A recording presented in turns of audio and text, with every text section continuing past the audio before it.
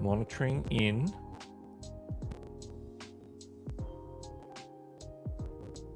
So we've got an excellent connection. I'm waiting for the picture to come up. Oh, I can see it's black. Oh no, it's buffering. There we go.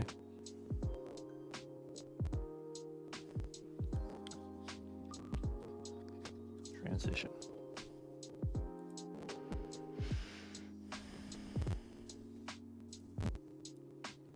Howdy, howdy, everybody. How's it going? Welcome back. Special show this week. Two hosts. And not only is it two hosts, we're going to both channels. My channel, Chantelle's channel, and the bonus just over to my Twitch as well, because that's what I do when I'm streaming on StreamYard. And just in case you don't know who we are, let's put those up. And good call.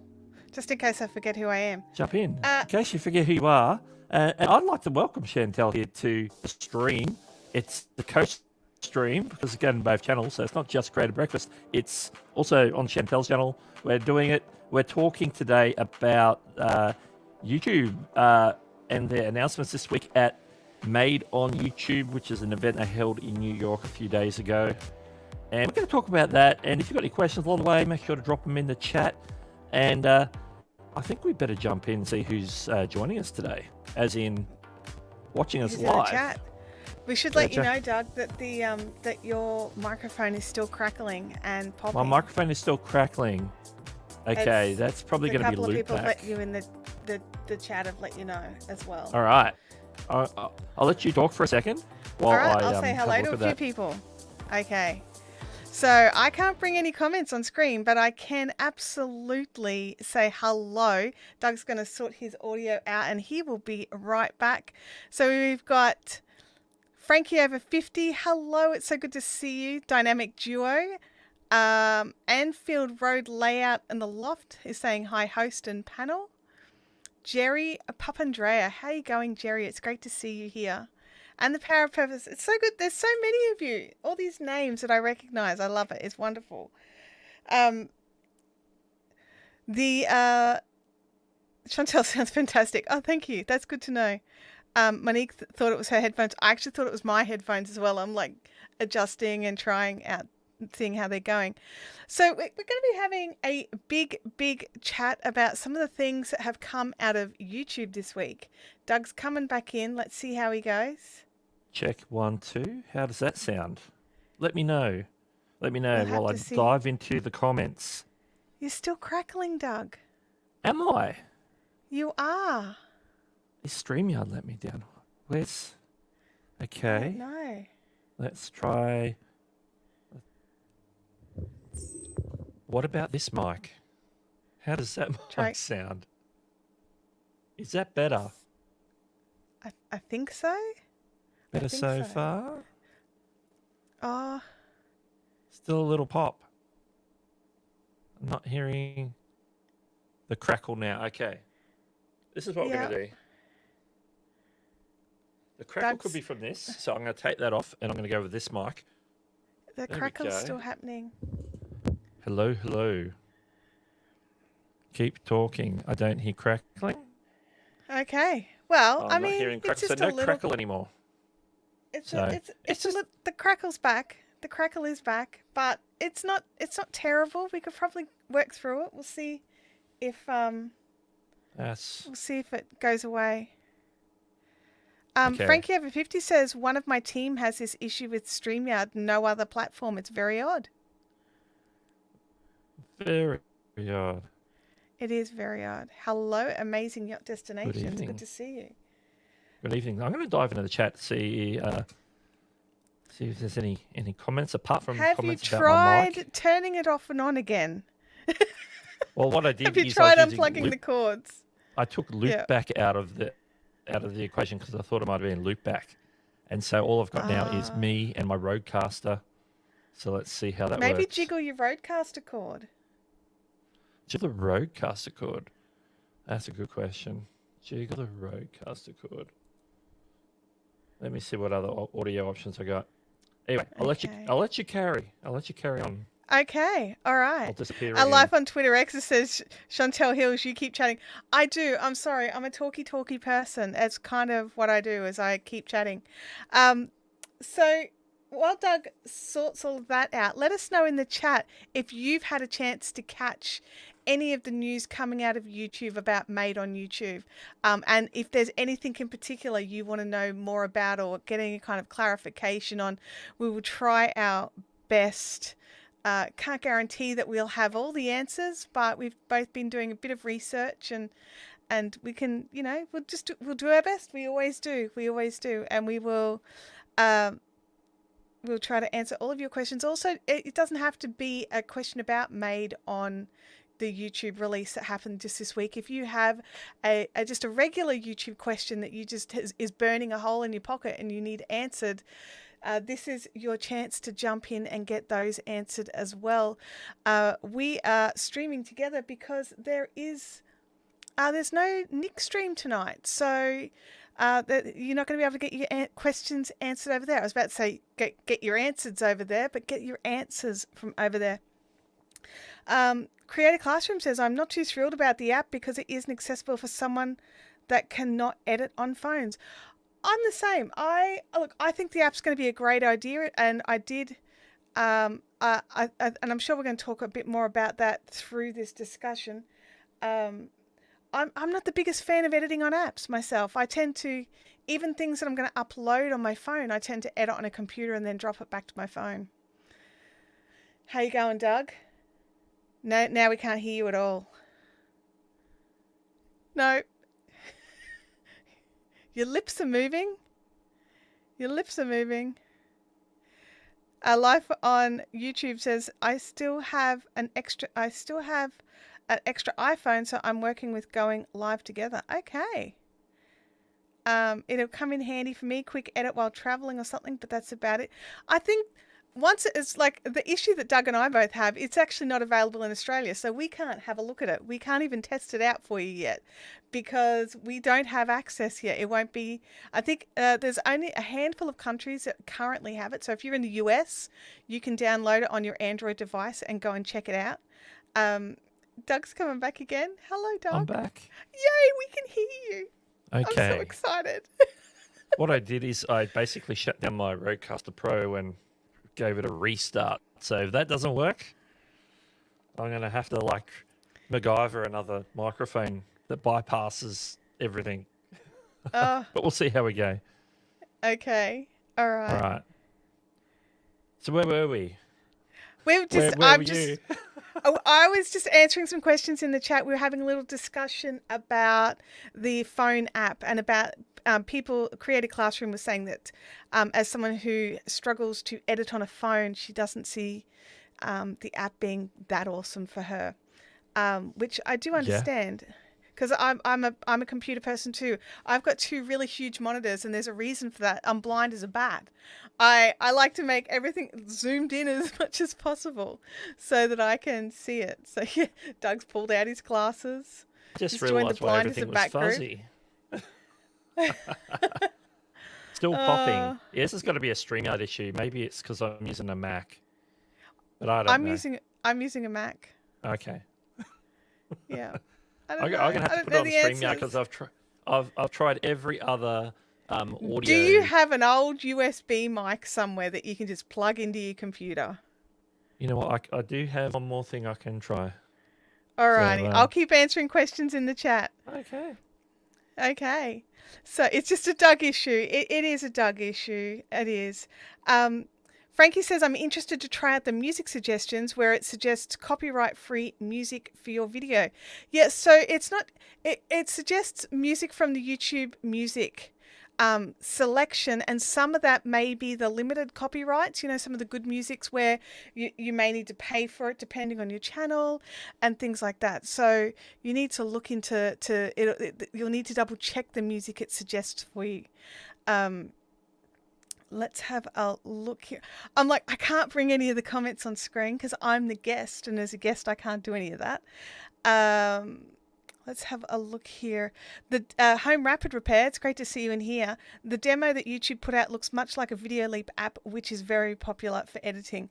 Yeah, it looks to be a solid app, honestly. I was watching some videos of total video walkthroughs, and it looks to be a very solid app. Lots of great choices. And I do like that it's a timeline edit app, not just a standard. Like, you know how some of them is just like put in the 15 seconds and you can't actually like adjust anything. I like a timeline editor. That's a personal preference. My daughter's sending me messages telling me I'm talking too loud. Whoops, sorry. Doug is back again. I'm back. I'm using my boom mic now. So if that doesn't work. It sounds great. Okay, that's a winner. Yeah, winner chicken dinner. No, I'll just get the headphones on so I can hear you, and then we're good. Oh no, okay. It's still crackling. I'm gonna let you carry for just a second. I've got to shut a door because I'm apparently keeping my daughter awake. So all right, I'm just going to let you answer some questions. All right, and it's we'll a tag see how team it stream. looks. It's a tag team stream. We're taking it in turns. Okay. So yeah, I'm going to jump into the chat because I'm only half following the conversation. Creator Classroom says I'm installing just to see what it looks like. Yeah, and don't forget it is in a beta at the moment.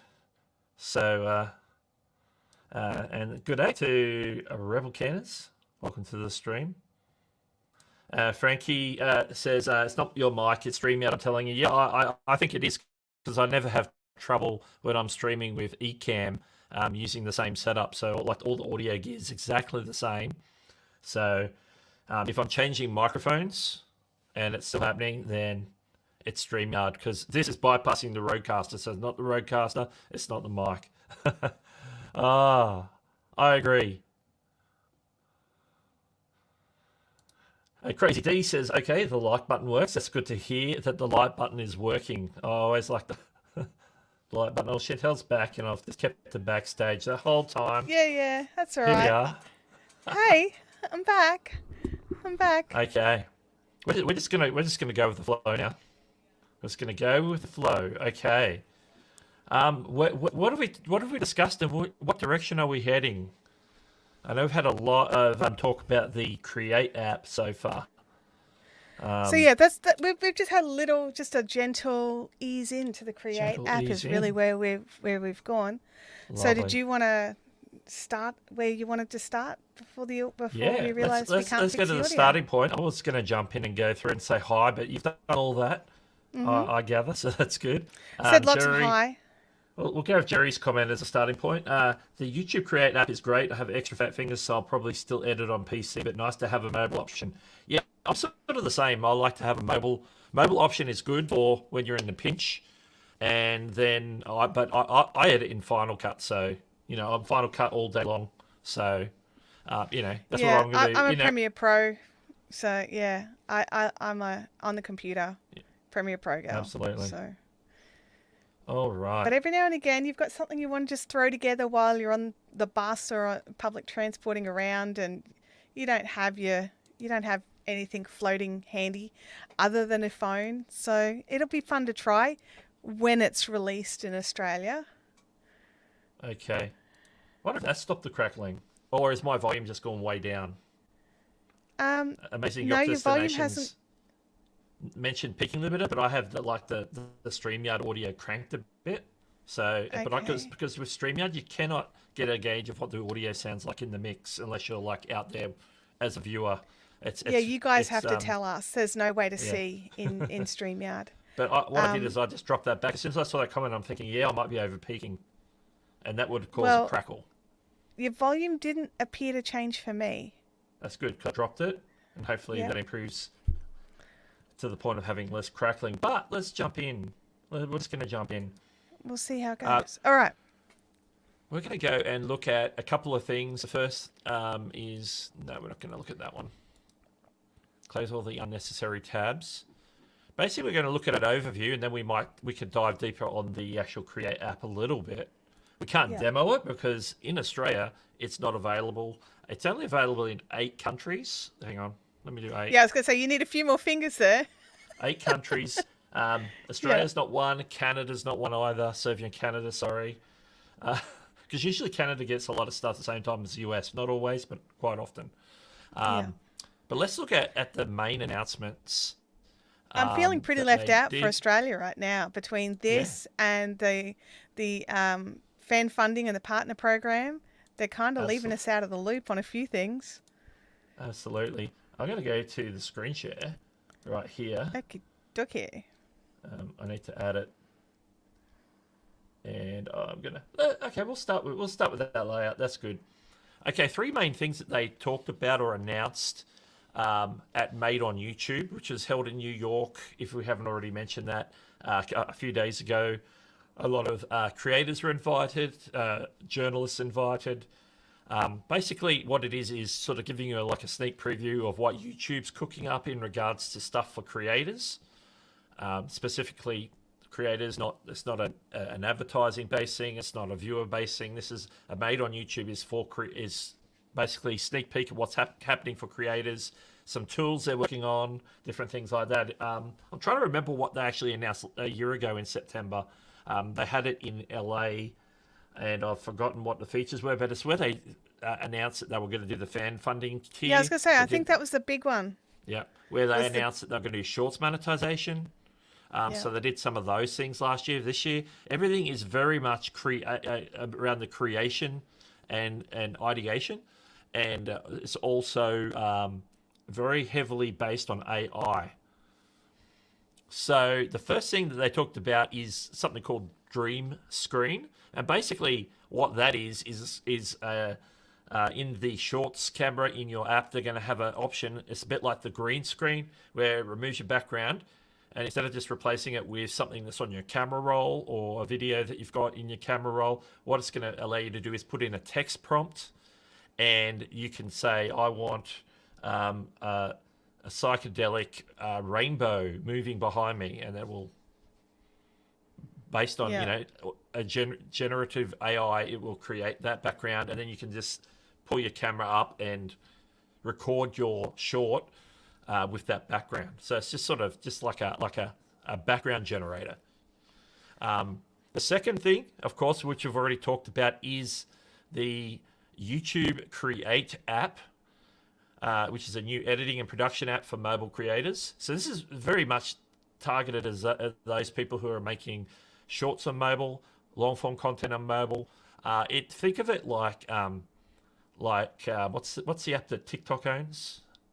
CapCut. That's the one. CapCut. Yeah. CapCut. So it's very much like a CapCut, but for YouTube. Yeah. Whereas CapCut's owned by TikTok's parent company, so it's made and has integrations with TikTok. This will be an app that has very tightly integrated with YouTube, and so you'll get a lot of creative features, decent editing tools, and a lot of extra stuff that you can add in that does like graphics on the go and auto captioning and all those sorts of things. So there's that's a something lot to of look forward features. to. It's very feature heavy. A lot of really great abilities in the titling and just that was some of the stuff that I really like when I was looking at it. I was really impressed by was like the options for that kind of stuff, like the actual things that you normally find in your heavy duty editors. So like having so many options for titling and captions and just all these and transitions and all these things that I'm just not used to seeing available for mobile. It was really good to see those. I would actually like to see it as a desktop app. Oh, absolutely. Yeah. Absolutely. I think I would use it if it was a desktop app. Yeah. If it's something that people can use, it's not a big learning curve. It's for beginners, intermediate type people. And sometimes that's all you need. Even if you're a professional, you just want to knock something quick up for shorts or something like that. It's going to be something that's probably going to be really, really handy. The other thing they talked about is something that they've called AI Insights. And these are going to be a few different types of tools to spark inspiration. So it's in like the ideation of content. We'll get into what that means in a second. Let me see if I can click through to the next slide here. I don't actually know how that works. Come on, StreamYard. Don't fail us now. Oh, I'll just use my keyboard. I was trying to click with my mouse. Maybe it's me. Now, this is an example of the dream screen. So they've basically said panda drinking a coffee, and it's sort of generated like a background of a panda drinking coffee there. That's just a little GIF. That's why the quality's poor, more so than anything else. So that's coming to the shorts camera. And we'll go into like when that's coming shortly.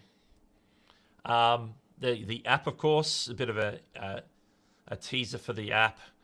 The app is called YouTube Create, if we haven't already mentioned that. Let's go to the next one. This is a bit of a GIF or a demo of what it might look like inside the Create app, where you can go and select the footage, bring it in, and then you basically got a very familiar looking, a very CapCut-like editing tool. That's just looping now. And the other thing, this is to do with the AI insights. This is where if it learns this is in the research, it's going to be in the research tab of analytics. It's going to look at your content and try and understand what your content's about and suggest video ideas at a deeper level than just what we've got now in the suggestions feed. This is going to be applying AI to learning what your channel's about and what type of videos you make, so it can come up with outlines for your videos, topic suggestions, things like that. There's a whole other bunch of AI stuff that we're going to talk about as well, but in the meantime, I'm going to take that off. If I can get my mouse over here. Here we go. And that's off, I believe. What I'm going to do is, while I'm getting that ready, is there anything happening in the comments that we need to look at? Let's have a look. Crazy D Entertainment says, I use CapCut, so this would be perfect. Yeah, it's be very similar to CapCut. I reckon obviously YouTube will have its own unique features in there, but the core editing functionality should be very similar, I would imagine. And also the ability to directly upload straight to YouTube. You don't have to export it back to your phone first. You can export it straight into an upload onto YouTube. I think that integration will be really helpful. I want to answer this question. Steve Green says, so robots are going to tell stupid people how to make videos. I think it's an oversimplification and sort of dumbing down of what generative AI is doing. Basically, it's basically as a tool. It's not going to, people have concerns about AI replacing people and different things, and AI isn't a robot. A robot is a physical object. A robot is a it's a machine. This isn't a machine. This is just compute. This is just compute power. AI isn't sentient or anything. It's simply compute power. It's algorithms working things out, and if you can train the algorithm right, it's going to be able to give you insights. And in the case of YouTube, then for the example we're just talking about, is if it can understand what your channel's about by looking at the content you've already made and looking at what's working on your channel, what's not working for your channel, you can do that yourself. You can look at the analytics and work that out. There's a learning curve to that. But these algorithms are going to be trained to actually be able to do that much quicker and give you insights. What you do with it is then up to you. It's not telling you that you have to make something. It's going to give you ideas. Sometimes the ideas are going to suck. It's just like, you can brainstorm a bunch of ideas with you or your team or your friends or your parents or your family or whoever it might be. But, some of those ideas are going to suck. The same thing's going to happen with AI suggested anything. Some of the ideas are really going to suck. Like I've done some ChatGPT. And you as a human have to be the one to decide if this is going to be something you make or not. Yeah. Steve's jumped in Exactly. Down the bottom there with a comment just as a follow on there.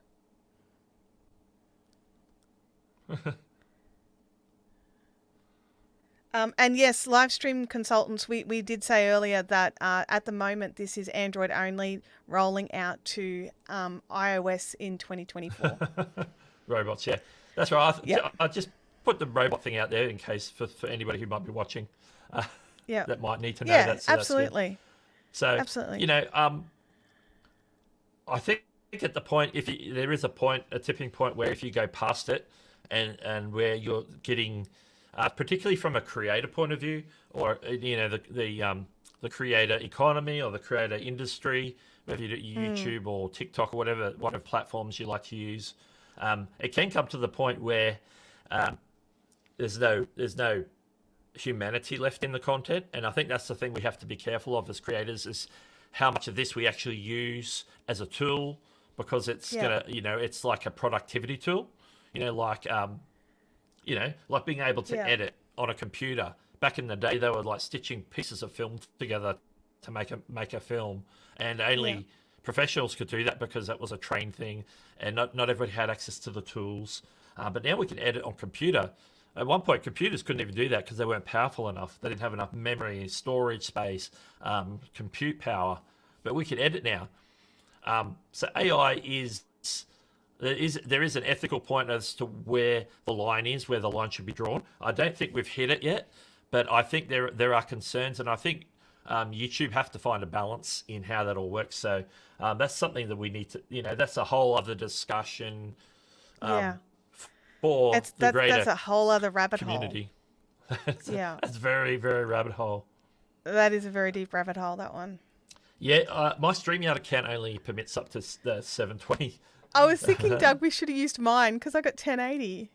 That's I didn't even think about it until just when I was reading that comment. I was just like, oh. I think as my AI videos hit the platform, there would be a need for a real human-made content with flaws and all. I think so too. I would not hold back on raw and authentic content, because I think that is, over time, when people realize, as a viewer, as people realize that AI content is a little bit, some stuff might come across soulless because there's nobody's putting any real there's no soul in it. Into it. Yeah, there's no soul in it. There's no effort. There's no thoughtfulness to it. Then people are going to recognize that over time, and I believe people are going to actually drift towards the authenticity. So if you're sticking to the authenticity side of things, even if you use some AI tools, if you stick to the authenticity side of things and putting a bit of yourself into it, I think you're going to be safe moving forward. Yeah, and I think that's the important thing, is to using these as tools rather than as replacements is an important thing. Like, don't take the human element out of your videos. Don't make it just all AI, because you can. You'll lose your core audience, and at the end of the day, we've all worked really hard to build our core audiences. We're not going to lose them just because we are lazy. And if you are lazy, there's a possibility that you will lose them. So it's going to come down to the individual and how they use these different tools. And if they go too far, if they don't pull back when their audience shows them, because the analytics always tells you, and it's just going to be a case of you've got to keep the you in YouTube. YouTube hasn't rebranded and changed its name to AI Tube. It's still YouTube. Yeah. So if you don't keep a bit of yourself in your videos, then like, why are you here? Like, just not to be harsh, but why are you here?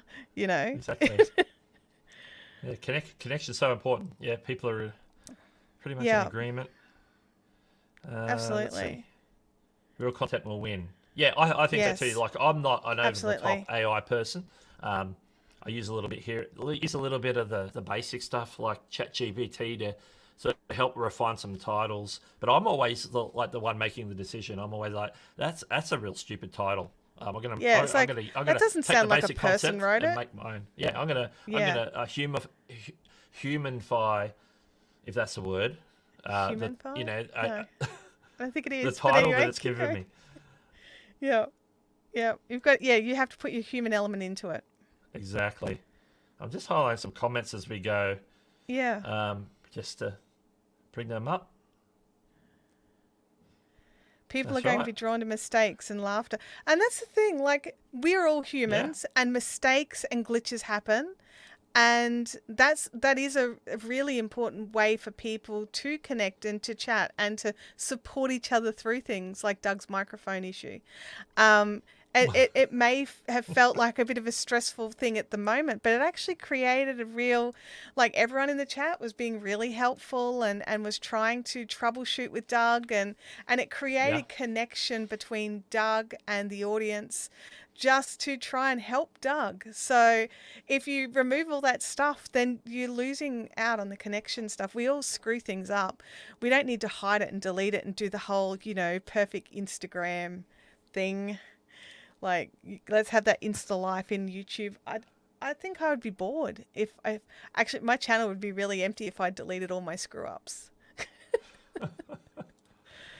Gosh. I'm a bit worried about this one. Caught a glimpse of AI Doug the other day. Rather have the real Doug all day, every day. I'm assuming that's the intro to that video I put out a few weeks ago. I think that's what that's about. The intro that was like an AI, random AI me. It was a video I uploaded to whatever, I think it's Kyber, and it was basically animating me into some sort of whatever theme I was in. I can't remember what theme it was, but it looked like I was like a painting. I looked a little bit older and a little bit gnarlier, I think. A gnarly dog. Anyway, I love this. Connection, not perfection. Yeah. Absolutely. Yeah, absolutely. I love that. I love it. All right, let's look at the main article that gives us like all the bits of information we want to know about what they announced and when it's coming, and then maybe a little bit more information about exactly what they are. So I'm going to pull that up. There we go. And I'm going to, you know what? I'm going to make it a little bit bigger, if that helps. No. A little bit. Scroll it up. I'm gonna scroll through the waffle because YouTube like to waffle at the start. They do. And so I'm just gonna hit the main points. The first point here is this is not the one I wanted. I want this one. And now, when I change tabs, it doesn't change in StreamYard. Thank you, StreamYard. Here. Doug is very used to Ecamm. You can see why I stream with Ecamm when I'm solo. And the thing is that StreamYard's superior in bringing on guests. Ecamm demands additional bandwidth when you're doing guests. And in Australia, our bandwidth is really limited. So, like, they consider the speeds that we get to be super fast internet. And when we tell other people, they just kind of... that is not super fast. So, all right. Are you ready, Doug? I'm ready. Let's have a look. Now, this is basically the overview. It hits the main points, the main features the main tools that they announced. Of course, the first one is YouTube Create, which is the app. And I'm going to just scroll past the animation to what is YouTube Create. Now, they're releasing the beta of YouTube Create, a brand new app that gives mobile creators the tools they need to take their videos to the next level. With YouTube Create, you can easily make high-quality videos with editing tools, effects, filters, and transitions, all in an intuitive and easy-to-use interface, without the need for complicated editing tools or desktop software. So if you're in a pinch, if you're out and about, you're mobile or whatever, and, if you're filming on your brand new iPhone that you got yesterday because you got it on release day, and you're shooting in very high quality 4K, and you might just want to knock something out for like a quick short or something like that. Doing it on your phone and having an app to do it easily, where it's not complicated, is something that is good. There's plenty of apps already out there for editing on your phone. I'm probably gonna, on my mobile channel, I'm probably going to cover some of those over time. I'm certainly going to cover YouTube Create when that comes out widely to everybody. So having another app, you might say, there's plenty of apps out there. I could use CapCut. Yeah, you could use CapCut, VN, LumaFusion, KineMaster, iMovie. There's so many out there. There's so many. And being able to do like DaVinci Resolve on an iPad. Do you know what I mean? Like, we're getting some of these bigger ones are making it so that they are usually available on a portable device now. I think YouTube really needed to step into the arena. If they had planned to come in, they needed to come in now. Yeah. So, but I do like some of the options that they are giving in here as well, with the extra title, like I was saying before, all the titles, the emojis, the GIFs, like everything that they're putting in on top of it, to sort of bring it in line a bit more with the the my brain keeps going to Clipchamp, but it's not Clipchamp, it's CapCut. So that they're trying to yeah. Clipchamp is one of the clipping apps, isn't it, for making clips and shorts? I don't even know. Honestly, it rings a bell to me. Okay. I recall being a beta tester for it a long time ago. Anyway. Okay, so when's this app coming out? Because people in the US have it on Android phones. In Australia, you don't have it on any phone. No. In Canada, you have it on there's no phones. I think if you're in the US, UK, India, Singapore, France, Germany, South Korea, and Indonesia. So those 8 countries, if you have... Where's my Android phone? I don't know where my Android phone is. If you have an Android phone, then you can download right now if you're in any of those countries and use it. I'm not one of those countries. If you're in any other country, it will be coming to you, let's see, with more countries to come, which means they're probably going to roll it out probably between now and the end of the year. Now, they say that iOS support is coming in 2024. So we shall see if that's early 2024 or mid 2024. Hopefully they haven't sooner rather than later. specified, have they? Like when it's going to roll out to other countries. They haven't actually said that it's going to be in 2024. So we could get it before 2024 if we're really lucky. Yeah. On the Android, there's a chance. Yeah, on the Android, sure. Yes, absolutely. So if you have both, then you're sort of guaranteed to at least be able to dabble if you have both types of phones. But if you have an Android, good on you. All right. The next one is Dream Screen, which is the AI-generated backgrounds for your shorts. So I just see this as an extension of the green screen functionality that's already in the Shorts camera. Except what you're going to do is basically come up with the background in the spot by typing in a text command. So think DALL-E or Midjourney, or one of the ones that do. Now, apparently you can do video and stills with this, so you can have something moving in the background, or you can have a static image in the background. So I just see this as simply as an AI extension of that green screen feature. So that's just like a bit of fun. I think I see that as a bit of fun. I wouldn't see it as something groundbreaking, but it's interesting that they're going to allow you to do that in the YouTube app on the phone quite easily. I'm surprised by it because there are still a lot of unanswered questions over copyright of those sorts of imagery and videos. So I'm not quite sure how YouTube is managing that with the fact that the legal precedences haven't been set yet. Yeah, I think it's going to come down to what generative engine they're using in the background and how they've trained that. I'm going to guess they're going to be using something that's from Google. It'll be something that's Google based, or something like Bard or something that Google's working on. Although, obviously Bard right now is just like a text response. It's a bit like a ChatGPT style thing, but I'm sure that they're working on image generation and video generation, evidently. So we'll see how this goes. It says it's an experimental feature that lets you bring your ideas to life just by typing an idea. Dream Screen can create AI-generated video and image backgrounds to set new dynamic scenes for your shorts. You could enter a prompt like a popcorn volcano. That sounds interesting. Or jelly bean beach. They're both fun ideas. They are. You'll be able to create backgrounds that add a fun spin to your content. Okay, when's this coming? This is always an important question. When's it coming? When's it happening? We'll start to introduce Dream Screen to select creators later this year. So they're going to start testing it with people between now and the end of the year. And it will roll out more broadly in early 2024. So we can narrow that down to the first half of 2024, probably the first quarter of 2024. I would hope early means the first quarter. Yeah, I'd hope so too. Yeah. So and that's easy for them because it's just a new little bit of feature that's added into the Shorts tools they already have. So it's not like a whole new app they have to build. True. That's very true. Okay, and it says some of the other things that they talked about is AI generated First of all, I'm we're going to very talk about interested something. in this one. Yeah. This is they talked about this. I think it was a year ago. I think this might have been one of the things they talked about. It made on YouTube last year when they first talked about, because Aloud, which you may have heard of it before.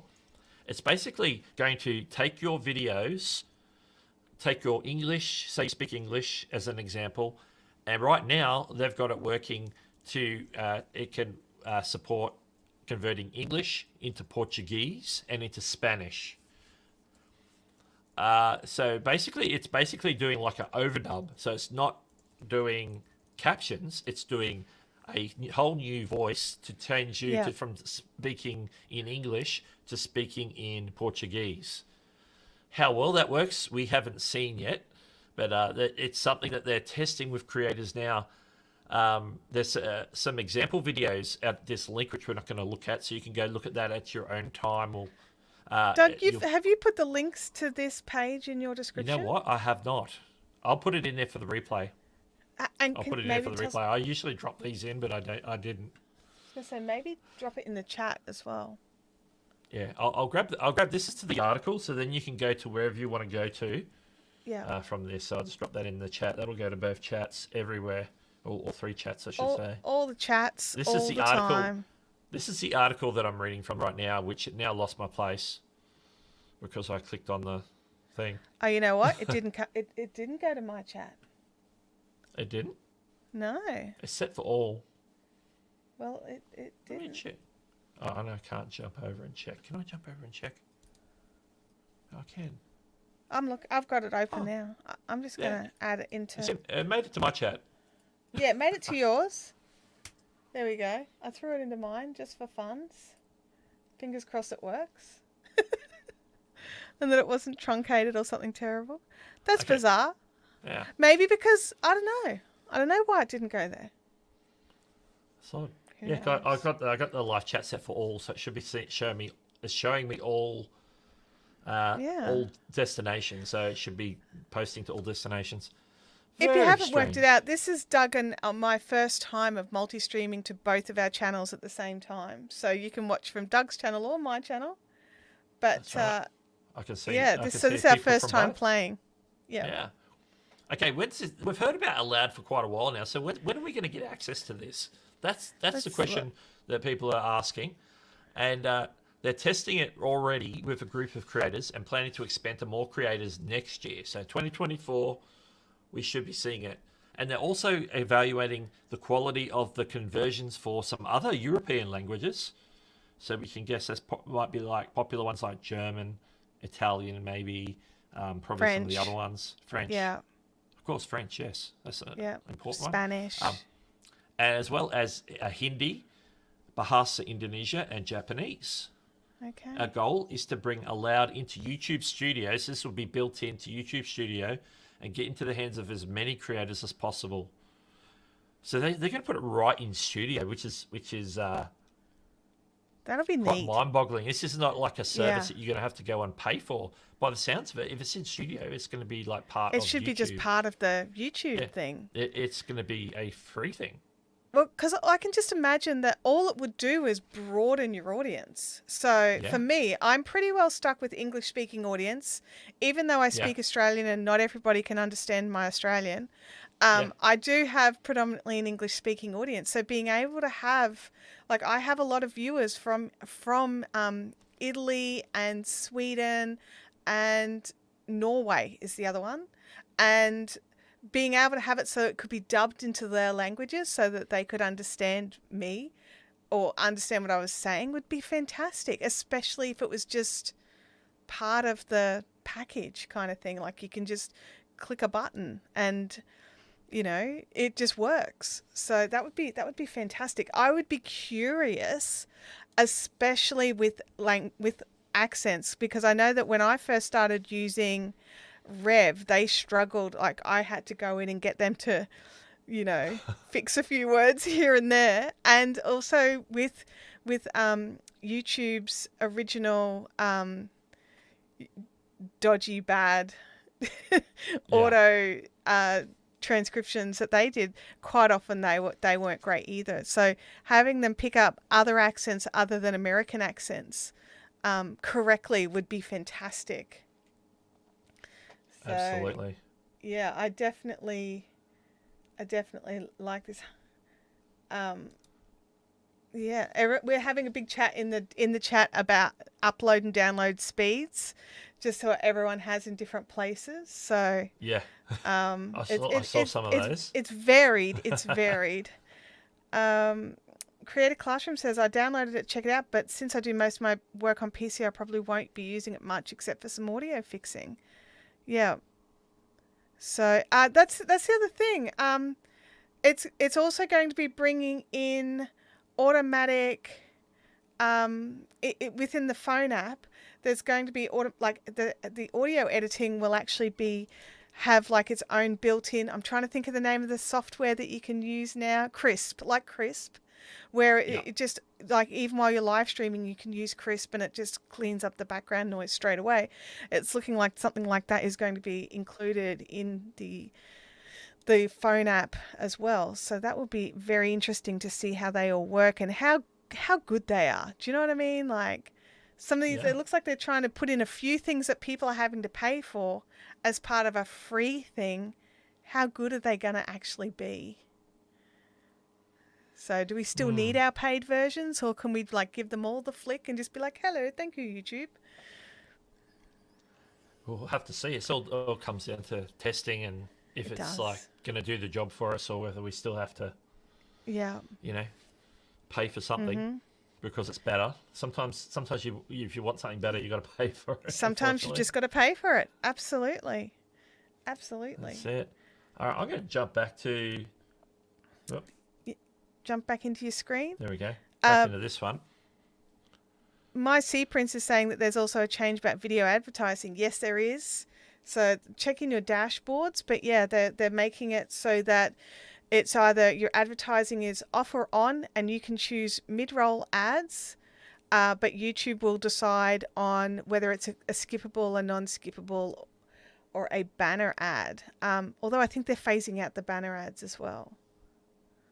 Yeah, the ones that go across the bottom of the screen. Yeah. Yep. Yeah, so it'll just be like video ads. Is what's sort of being.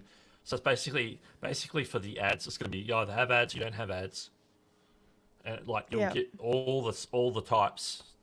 Yeah. At YouTube's discretion, which hopefully they do the right thing. Hopefully they do a good job. Yeah, I'm hoping they do a good job. I have my fingers crossed. So. Yeah. All right, let's go to the top now and do it this way, just to be different. Changing it up, Doug. Yeah.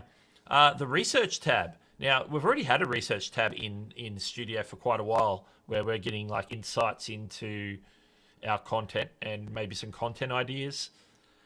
This is going to add AI to the mix where it's going to be helping you with various tools to brainstorm and to ideate. Which is good because it basically gives us ideas. Whether or not we do them is up to us, of course. Yeah. And so it'll give you some different tools. There is a bit of a deeper breakdown somewhere, which I don't have as to some of the tools, but one of them is just the content ideas, which I think is probably the main thing. And they're going to start to test this with a small group of creators later this year. And then plan to roll it out more broadly next year. So same sort of time frame as with some of the other stuff. And then I can imagine it would be like the existing research tab that if you don't have a large enough audience, it can't get the data. So it's not going to magically invent all of these great video ideas based out of air. I think you're still going to need to make sure that there's some good data there for it to utilize. But yeah, I like the idea of it, but like you said before, it is up to you as the creator to decide whether to make these videos or not. These are just suggestions, and you, by looking at your analytics, will ultimately know what will or will not work for you and your audience. You don't have to make these videos. And if they flop, if you do make them and they flop, it's still based on your decision. You can't come back at YouTube going, I made the video you suggested and it was a dumpster fire. So, yeah. It's one of those things. You've still got to look after it yourself. It's still your channel. That's it. The third, no, I've lost count. It's not the third. But anyway. The last one on our list is creative music. But basically, this is basically a additional search functionality for those who already have creator music, which I believe is just people in the US still. They haven't rolled it out beyond the US. It has not rolled out beyond the US yet. Yeah, it's so slow. They announced this at least a year ago or more. Yeah. This was one of the things. This is one of the things they announced at Creator Made last year. It might be. I think you're right. YouTube Made.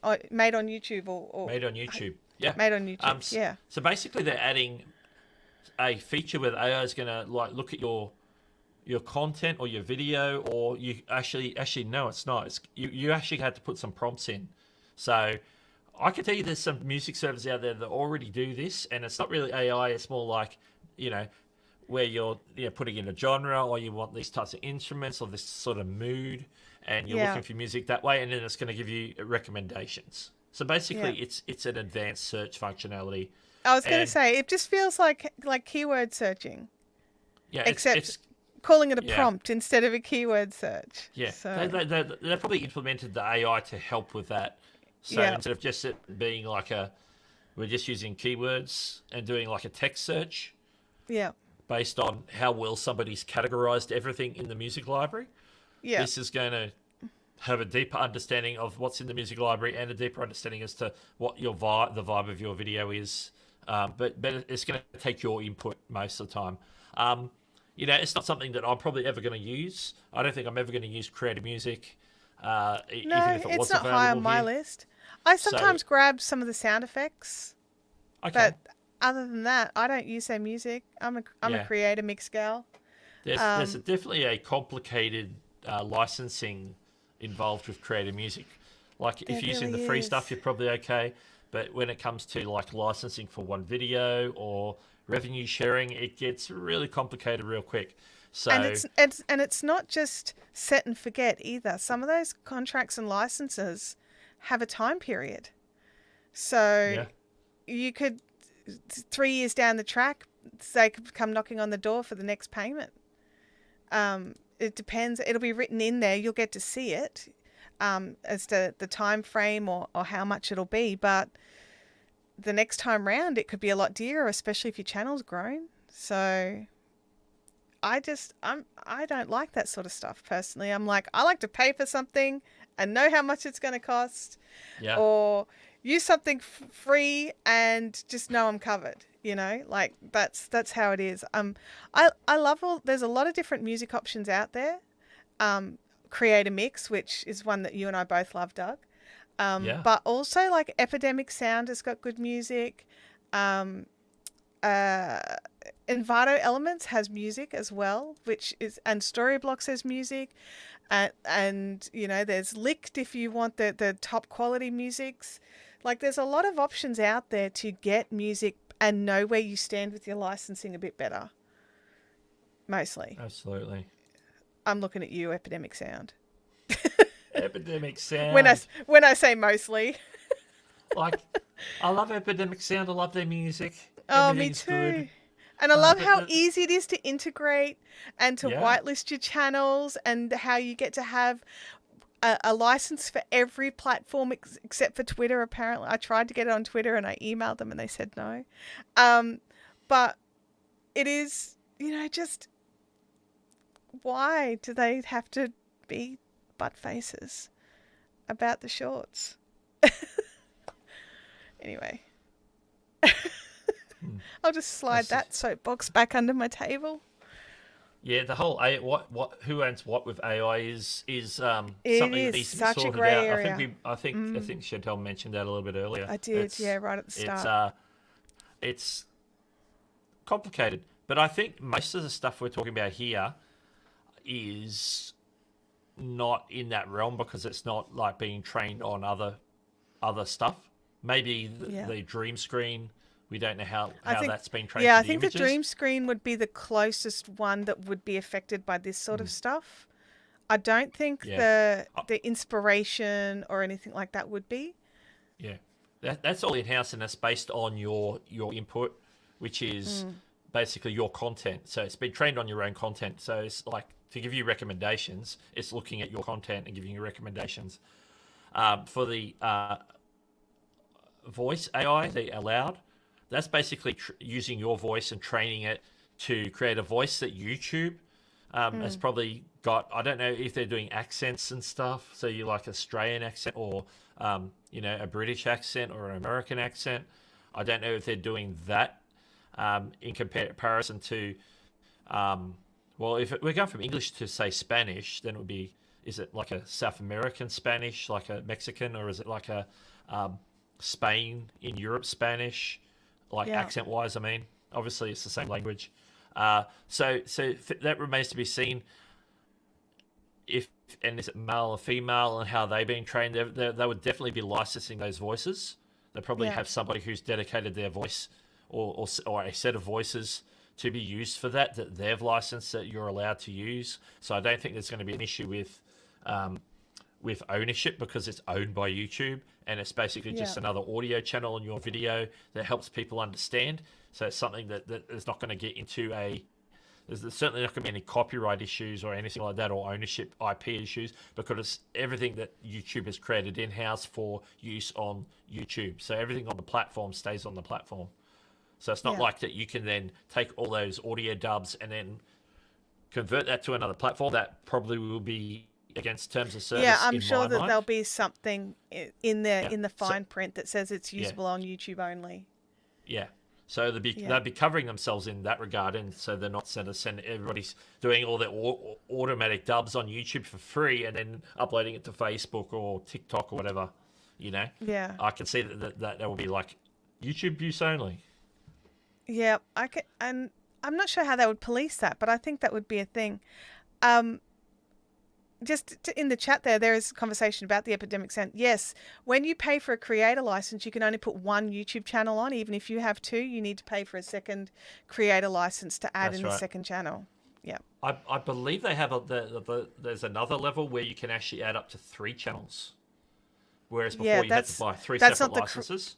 Yeah, that's not the creator license. That's it's the next one up. It's the next one up. Yeah. Yeah, it's like and they've also putting their prices up, I believe. Oh, really? I cancelled my epidemic sound. Yeah. I just went, I don't like you guys anymore. Blip. And that sort of goes with what Paul's saying here. With creative music, the music that you like, if you license that music from the creative music library, you can use it on YouTube. You can't then take that video. Your license doesn't cover you anywhere else. Put it on Facebook or TikTok. Yeah, absolutely. So using a platform like Epidemic Sound or those other types of services, they give you that more open flexibility. Yeah. Yeah. And that's why you pay for the service, is to give you these abilities, and you can look into them and work out, where can I use it? How many times can I use it? Is it a once of only? There's lots of, get all the information, read everything. And download all your licenses and keep them in a folder. Even if you think, I won't need to download that, I'll just download it if I ever need it. Have it downloaded. Absolutely. Hello, Aline. There we go. Aline has made it. There we go. Will standard translation be the international method of shouting? Who knows? Who knows? I haven't gone and listened to that sample that's linked up in that article. Neither have I, actually. So I really don't know. I know Mr. Beast was doing his own thing. He was doing his own. He was actually getting voice actors to redo the videos in different languages. Yeah. And I don't see that he's going to go to the AI generated ones, because why do that when you can get the guy who voices Naruto to do your Japanese? Yeah. How cool's that? Yeah. If you're like into anime, that's or whatever, a massive step down to some generic AI voice. AI. I'm already paying Naruto to do my voice. Yeah. Yeah. Absolutely. Monique says, I left Envato because I got tired of getting a license for the same item every time I used it. Okay. Yeah. I I know the pain on that because I do use Envato Elements for some stuff, a little bit of music, but mostly for stock footage and images and a few other things, sound effects and stuff. Yeah, you have to be it causes you to be very disciplined to make sure you grab the license for each one and keep it handy for if anything comes up. Like I put mine in a folder in my Google Drive and link that Google Drive folder to in the description of the video if I've used any of that. So then the license for that particular video is linked. If anybody wants to check it out, so you can find it when you need right it. There. Yeah. That's right. So if anybody queries it, I can just say, go to that link. You can see that I've got a license for it. But I haven't had any troubles with licensing from Envato. So I think they're good. They've got good assets and stuff across the board. Just juggling, making sure you do your due diligence, and it's the admin part that I agree with. It's a little bit of an effort compared to say whitelisting your channel with. I accidentally dropped Doug's Envato Elements link into the chat. Did you? My finger fell on the button. And I didn't mean to pull that up. I accidentally clicked and the chat moved. The chat moved. Sure. I swear sure the chat it did. Okay, there's still conversations about internet speeds. There are. Internet speeds is really important to us all. And understanding that just because one place calls something super fast doesn't mean it actually is super fast. And I've got a client that I work with that she's had to actually give up live streaming because her internet was so bad that and she was uploading a 1-hour tutorial that she had handbrake down the file. I can't remember exactly how big it ended up being. After 30 hours of uploading, she had hit 25%. No. And so she actually had to get in her car and go to a friend's house and upload there. Yeah. It's like, internet speed is important to us creators, especially upload speeds. It'd be quicker to get in your car, drive to McDonald's and use their slow Wi-Fi. It'd yeah, still be quicker. Absolutely. Well, I mean, because of where she lives, there is no McDonald's, but yeah. Yeah, if you live in the middle of nowhere. Apparently that link is blocked. The link is blocked. I went straight. No, it worked for me. I clicked on it and I went straight to Envato Elements. It should work. I paid money for that URL shortener through Rebrandly, and it's always worked for me. Yeah, I just clicked on it from in the chat, and it did just straight up work for me. But yeah, it's internet speeds are they're frustrating. They are frustrating, but also very important. And I think as long as you have enough, then you're okay. It's when you don't have enough that makes the problem. So the link worked for you as well, Doug? I had to check it. I had to check. I had to be sure. I had to be sure. Life on UK says they're in that Life on YouTube and X says that they're in the UK. I don't think it makes a difference. It should do. I'm in Australia, so worldwide link. Yeah, I don't think it should. I don't think it'll be geo blocked. Yeah, not unless the UK has banned Envato Elements or something. Yeah. Wouldn't put it past me. They make some strange decisions over there. Yeah, I mean, possibly. Look, a live stream consultant saying I used to have to use cellular internet. I know your pain. I had an office built in my front yard, and I quite often had to use cellular out there because otherwise I had to physically run a cable because I couldn't connect to the Wi-Fi. Yeah. Paul Dixon says I'm in the UK and it worked for me. There we go. Oh, Paul Dixon with the tips. Tips from Paul Dixon. If you want people to click your link, say it might not be working. Everyone's gone and clicked it now. Why didn't I think of that? But see, you don't say it, like as the streamer, you don't say it. You get someone in the chat to say it. That's right. We need to have a ringer. You need to have a regular ringer in the chat. Yeah. So to live on YouTube and X, the check is in the mail. That's a joke, of course. Yeah.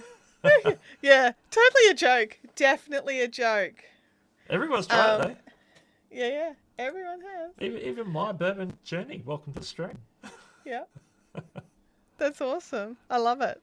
All right. Do we have any questions about what we're going on? I don't think we've got too much. Have we covered? Is there anything else we need to cover in regards to the announcements? I think that was it for the announcements. We went through the mobile app. We were very clear that it's only available in 8 countries and on Android at the moment. Very clear on that fact. Yep. Not out for iOS until 2024. Oh. Yeah. My iPhone is sad. My phone's doing a little dance. Little pixel dance. Little pixel dance. Little pixel dance. I'll do the pixel dance. Okay, pixel dance time. I've got far too many phones within arm's reach. Yeah, I'm like, what else can I grab? No. I do have an iPhone here, but it's very old. It's only just for testing out things. Shark Scrapper. He has a question right down there at the bottom. Yeah, there it is. How can I get more people to click on my links? Okay, what you need to do is have someone in the chat pre-organize it, that when you post a particular link, say when I post the link for Envato Elements, say, hey, the link's not working. And then people will test the link. Yep. Because then they're testing the link, and then people who test the link might go, this looks good.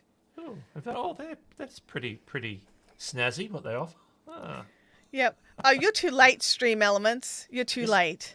This is not an ad. What do they advertise? What's it? Oh, okay, it's a resource page. Okay. Well, that's everything that I use at the resource page. No, most things I use. They did elements just above Shark Strapper's comment. Oh, gee, it's posted like quite a few. I can see there's one up above for my it's merch, gone hard. my merch link too. It's catching up. It was like, we haven't posted anything. It's because they're all on different timings, and sometimes those timings sync up. Oh. That's why. Yeah, live stream consultant says have a live stream and then drop a link and go, I'm not sure if that's working. That's another way of doing it. That's another way of doing it. Yeah. All right, so if you've got any questions about anything, you can at this point pop them in the chat. It could be about the Mail on YouTube event. It can be about something else on YouTube. It can be something that you might have seen in Twitter, or hey, even if you want to talk about the new iPhones, you can mention that for at least one Doug's question. got one. We'll allow it. And I will sit here and seethe. No, I actually have 0 cares on it. Yeah, the 20th time people might start suspecting. You don't want to do it every stream. You want to do it like every, Yeah, just every now and again. Yeah. We're just making up a whole thing as we go. Yeah, like don't do what we say to do in this stream. That's right. Yeah. J-Reel's out of here on his way to work. J-Reel's off. Have a good day. I was going to say, for those people watching in the live stream over on my channel, I appreciate you so much. My poor little channel is sorely neglected, and your watch minutes will help me no end. And I'm on the path to 500 subscribers, so that when it finally is released in Australia, I may get fan funding. And Doug is on the path to 10,000 subscribers. So if you haven't subscribed to our channels, if you could do that, that would be amazing. That's my big ask. Subscribe to Doug's channel. And what's wrong? What was the pointing? I'm confused. I was pointing subscribe. You go subscribe. Oh, sorry. I'm doing the whole subscribe. YouTube thing. So you can help Doug get to his 10K, and you can help me to get to 500 on that channel. I do have another channel. I do know what I'm talking about. I'm just sitting here rambling. Someone should do that on Nick's stream. We'll all have an inside secret. That would be hilarious, wouldn't it? All right. Like just We have to, one day in Nick's stream. We need a note. We need a note for him in about 3 weeks' time when he's back from Back from Vid Summit. That's but we can't make it about the form link because that would just be a nightmare. Yeah. No, it'd have to be about something. It has to be one of the other links. When he says, "Oh, go to StreamYard," sponsor of the stream is StreamYard. Make it StreamYard. Chantelle drops the link and say the StreamYard link doesn't work. Yeah, and that'd people be start great. Clicking on it. There we go. Yeah, it's got to be one of the sponsors. It's got to be. I think one of the sponsors as well. But I think StreamYard's a good candidate. Yep. There was a question that I had up on the screen. I'm going to come back to it. Home rapid repair. I was just on StreamYard site. Looks like my basic internet connection is good enough to stream 1080. Do you think I need a new fast PC, or is basic good enough? Basic's good enough on as long StreamYard. as you could get it. As long as you got your camera coming into say Chrome, it can handle that and then push that out to StreamYard. As long as it can do that, you don't need a beefy graphics card. Yeah, StreamYard does all the heavy lifting. So as long as your graphics card can handle processing your video, and it does, as long as you're just using like a webcam and you're doing 1080, you're not trying to do 4K, you should be pretty good. Your biggest limitations would be your upload speeds. StreamYard is really great for that. If you've got 10 megabits per second, I think you're good for 1080. If I recall, that's just off the top of my head. I just want to say, you don't need 10. It'd be less. If it's just 10 is a really great safe mark. 5 works and 3 works. So I would sometimes, but I would have to pare my stream right down to 1 camera for 3. So yeah.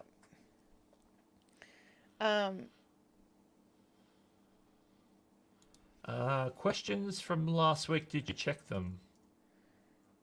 Questions from last week. Which questions? I'm assuming we mean my stream last week. Was there a question that I missed last week? I don't know. I tend not to watch back my own streams too much unless I need to trim something. Yeah, I normally tend to send Doug a note, but I don't remember anything. Was it something you had to look up? Maybe it was. Oh, the best frame rate for YouTube. The frame rates come down to your location. Frame rates have absolutely nothing to do with what YouTube prefers and what your location prefers. In Australia and Europe, our frame rates need to be the 25s and 50s because it is to do with the power sources that you actually have running into your home. Otherwise, your lights flicker and things flicker. So you need to make sure that and that's the thing. And if you're buying like really cheap lights, they may flicker on any frame rate. So if you're in the US, you need to use the 30, 60, 90, 120s. And if you're in Australia and the UK, you need to use the 20, the 50s and the 100s. So that's one of my little soapboxes that I have. It's like everyone's like, oh, you have to have 60, 50 is useless. I'm like, it might be useless if you're in the US, but if you're in Australia, it's really important. Boom. So yes, for Food Fund Diary, my iPhone 15, I got the Pro Max in titanium blue. Now there's finger marks on my case. That's a clear case, but it's got like a blue. Because I had to put it in something to protect it until my proper case comes. So yes, it's good so far. 24 hours. I've had it since yesterday, of course, because Friday was the day. All right. Yeah. We're gonna go through and my sequence says that you can't. That he said that you can't mix frame rates that don't divide. Absolutely, you need to get your. You can put a 60 and a 30 together, no problems, but you can't put a 60 and a 25 together. You will get just a little stutter. And some people may not notice it, but some people will notice it. And it'll also depend on your editing software and how it smooths it over. Yes, you can ask a question about demonetization. We'll talk about any of that stuff. Absolutely. Yeah. Any YouTube questions, chuck them in. All right. Creative Classroom's about to head out with the bestie. Awesome. Have a good Have an awesome time outing. out I'll and call it have an outing, just to be have broad. your food. What did you write? You wrote something else before and then had to say food. So yes, let's have a look.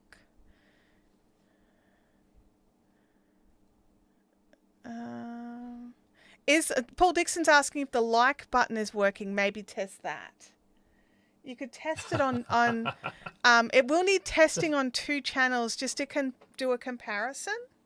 So you'll need to go and test it on both channels. Just for that one. This is where the conversation started. I'm behind in the chat. Yeah, it's all good. It's all good. I wasn't sure which of the comments you were addressing about the 25. There was a couple. There was a little collection of them, and I addressed them all broadly. You're pointing them out before I get to them. Sorry, Doug. That's all right.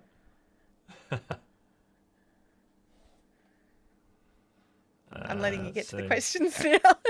I'm not going to just jump on any. I'm having there's a bit of feedback for Home Rapid Repair. Yeah. Savage Scientist is in the house. Welcome. Savage Scientist is one of the OGs, been kicking around YouTube for a long time. Yeah. Where are we? Shark Scrapper. I'm glad I don't live so far away that I need to leave a vid summit 2 weeks early. A day early is plenty for me. Yeah, like I don't leave for another week. Like I'll be here. But Nick's not just going to Vid Summit though. Yeah, he's visiting family. He's been visiting family and friends as well, so. Because that's what you do. It's like your trip of the year that you go back home and see people. Yeah. Okay. Creative Classroom heading towards 3,900. Oh, nice work. Up. You're getting there. There we go. Okay, here's that question. YouTube has this new thing where if you appeal, they don't accept it. You can delete the video. You think that causes demonetization. Try again after 3 months. Do you know anyone that has done it? Quite often, it depends on what the reason for the removal from the YouTube Partner Program is. Rarely it's a single video. Rarely it's because they're looking at your channel overall as to all the content. But the thing that will draw focus to them is content that's like more popular pieces of content. So if it's something that's driving a whole lot of views, that might get a little bit more scrutiny, different things like that. So if it was for reuse content, which is the one that I think majority of people are being removed for you know, we're not going to, you know, this is totally separate from, say, something like invalid traffic, which has multitude of different outcomes. But in regards to being removed from the YouTube Partner Program, reuse content is probably the number one reason. And that's just because usually you're using too much of somebody else's content. Like you have the habit of using like a huge amount of third-party content, maybe some movie clips, popular music. Not so much on the music side, because a lot of those will just go and hit the what's it called, copyright claim, and take the revenue. But with other clips, if you're using a lot of stuff where maybe you're doing a reaction type stuff, and so you're using other people's content, it comes down to how much of that you transform and make your own, and so that it's not as far as, say, like transformation as fair use, but at least transformation to make that shows that you're making an effort to make original content based on this third-party content. So there's a whole lot of things going on there. So if you have been removed for reuse content, then it could be multiple videos you need to look at, or maybe you need to look at like a slight pivot into how you put your channel together, so that you're not leaning as heavy on stuff that you haven't made. So like if you're doing a lot of reaction, for example, So yeah, it would just depend on what the reason is for the removal. They do normally tell you why, though, in the Yeah, email for your yeah, demonetization. There's normally they'll give you that something in category. there that They'll gives you give an that category: idea. news content, invalid traffic. They've commented it was a reaction on shorts, about 20 seconds of video with 4 to 5 seconds of reaction. You need to turn that totally on its head. It should tricky. be reactions Yeah. are hard, and you need to make it more about your reaction than the content. So you need to Maybe I might be misunderstanding the question actually. yeah. So it was just one. Was it one? Was it just a video that was demonetized? Was it one video that got demonetized, or was it your channel that got demonetized? Because that's two different topics there. Michael Sahovsky has finally made it to the stream. We talked about you this week, Michael. We did. I'm just going to keep going down the track and chat, not the track. Yeah. Amazing. Got this. It says, I came across someone suggesting invalid traffic button might be from VPN services. Any comments? It's a possibility. It's a very broad and nebulous issue that a lot of creators are getting at various stages. The extreme is where they're being demonetized altogether. That's rare, but it happens. To simply your traffic dropping, or they're not showing as many ads on certain videos because they've detected invalid traffic. So they're not putting as many ads on the videos, although you're still getting views. You're getting less ads, so you're getting less revenue while they check things over. And for some people, that's sort of come back, and some people are still sort of in the limbo of that happening. So there's a lot of different things, a lot of different moving parts. I'm open to a lot of different things as to what could cause it. It could be different things for different people, but that's a possibility.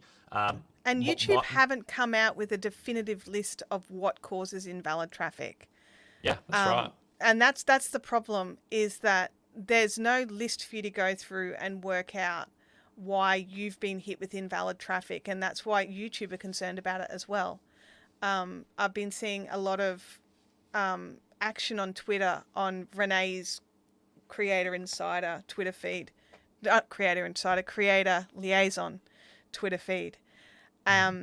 And it's a grey area. It's a fault. It's a problem. It's not a bug. It's not a glitch. It's an issue, and YouTube are looking into it. And there's no definitive list of what causes it, what doesn't cause it, and it's just really hard on creators because you don't know the tightrope you need to walk on. You've got no idea what's going to cause it, what's going to make it jump over the edge or not.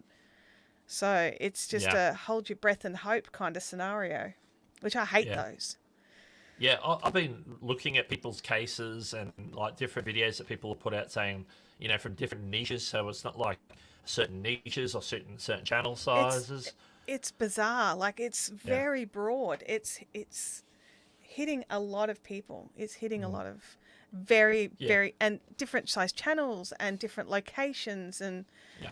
So I don't think it's one particular thing. I don't think it's just, VPN services. I don't think it's just, haters, like dislike bombing or anything like that.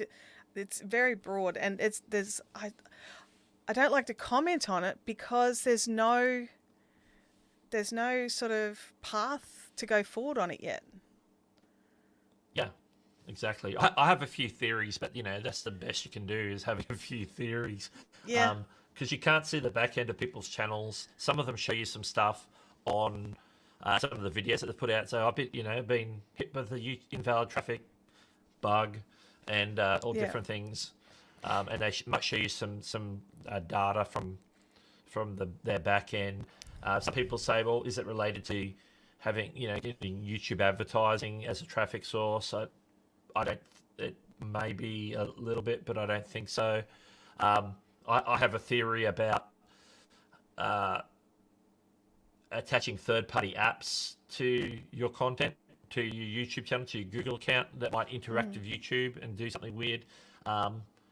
So if you're using There's the a reputable lot of stuff, like possibilities. Yeah. because like when you're like even live streaming like this, StreamYard is connected to your channel because it's like using the live stream API. But that's the Yeah. live stream API. I don't think there's an issue with trusted tools like the StreamYards, like your Tube Buddies and vidIQs and things like Tube that, where they're spanners, trusted. things like that. Yeah, where they've worked with YouTube to access an API. They have to follow rules and pass tests and be compliant.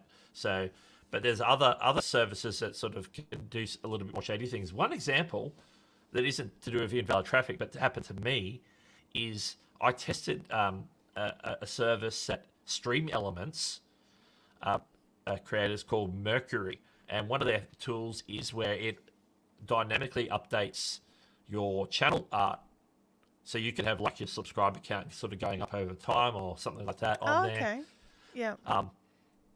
And I tested it for like a week, and then I turned it off in Mercury, and since then I updated channel art because every year I've got over one side of the year, so it says 2023. Yeah. And I'd update that, and then it would revert back to 2022. And I'm like, what's going on here? And I couldn't figure it out for a while. And then I actually got in contact.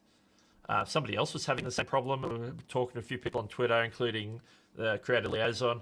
Renee mentioned to me maybe it's something you've got connected to your channel, so go and disconnect those things. And so I went and sort of disabled it on the Mercury side, but I didn't disconnect the app from the YouTube side, from the Google side. And so it was still happening to me for a little while, and then I figured out I had to like completely cut it off. And then after that, my channel banner works properly. It's like the current correct one. Yeah. So even though that has nothing to do with invalid traffic, that's the sort of thing can happen if you give somebody it's just permission. a random thing that can happen from something it's just that a glitch. is. Yeah, you don't know how. It's like medications, you've got to talk to your doctor about which medications can be had together, because two together can send you into a psycho nut. Whereas independently they're perfectly fine and they do their job, but you can't mix them. It's the same with softwares and applications. Sometimes two competing applications end up stuffing something up. Like you can't have two. Computers really don't like it when you have two antiviruses. They get grumpy at each other. So, yeah. Okay, Shark Scrapper has a question. When I'm live streaming on StreamYard and bring up an Excel spreadsheet, my audio gets all wonky and stutters. Any thoughts? Well, I was having audio issues, and it was just... Maybe it was just StreamYard. And what I did is... The problem I had is, and I'm assuming it's better than when I started, and all I did was I was over peaking my audio, and I just pulled it back a bit because it was peaking. When it peaks, it pops. It makes a popping sound, distorts a bit, and so. But what that could be, though, in this case, is it's just putting a little bit. When you're opening up an app, like I get this even when I use Ecamm. If I'm opening tabs on Chrome, because Chrome is like a memory intensive. It's very resource hungry. Yeah. I'll start. You can sometimes hear in my streams the music in the background will stutter for a second as that tab loads. So it's just putting a little bit of stress on the resources. Do you of the have computer. the tabs already open, Shark Scrapper, or is it so like you have the tab open and you're just going straight to the share screen, and then during that share screen your audio gets wonky, or are you needing to open up the Excel and then do it? Because that's sort of two different issues there. Thanks. That's great. I'm loving it. I'm loving all the thumbs ups. Yo, welcome to the stream. I'm probably a few minutes behind on these. And g'day to Mike, of course. Just officially say g'day. Oh, g'day. There we go. I'll see if I can get... Okay, yeah, I can see how far behind I am in the chat again. Yep. Adam says, I don't understand fair use. There are millions of videos that use other people's content, such as news and sports footage, and they get pulled down. Yeah, it just depends. Yeah, if they're It's using luck of it. the draw sometimes. One of the exceptions for fair use is in delivering your news, that you can use other people's content to illustrate the news that you're delivering. So it's like some documentary style stuff. It has exceptions in fair use as well. So there's a few different areas of fair use that there's like buckets of exceptions where we give a little bit more lenience to these types of uses because of what they do, and if you're a news official source for news, and you like maybe talking about something that happened, like say uh, that the Brisbane Lions are going to the grand final Won the next week, football. and the No, Brisbane sorry. Broncos. So just a bit of a shout out to the Lions and the Bronx who won this evening here in Brisbane. Yep. So both Brisbane teams are going to In two the grand different codes of finals football. next week, Saturday and Yep. Sunday, AFL, I don't NRL. even watch sports ball, and I know the football news. But say I was reporting that, I might show Yep. a quick clip, and I would show a lot because obviously, somebody else has gone out and gathered that, but I'd use that as a quick illustration of maybe a highlight from the game, just one highlight to show real quick as I'm reporting the score and what happened, that somebody got injured, whatever. So you might show a couple of seconds of that, and you're using it as illustration to enhance your delivery. And so that's one of the exceptions for fair use. It's a tough call with fair use, and the other thing is, by looking at their channel, you have no idea if they've been copyright claimed. So they could well have been copyright claimed, and you can't tell just by looking at their channel. You would have to talk to the creator and ask the question. There is no public way for you to see. So they may have just given up any, like they may not have a strike. They might have just gotten a claim. Sometimes you just can't tell. That's it. MIC Prince is invalid traffic caused by YouTube not liking certain offsite links.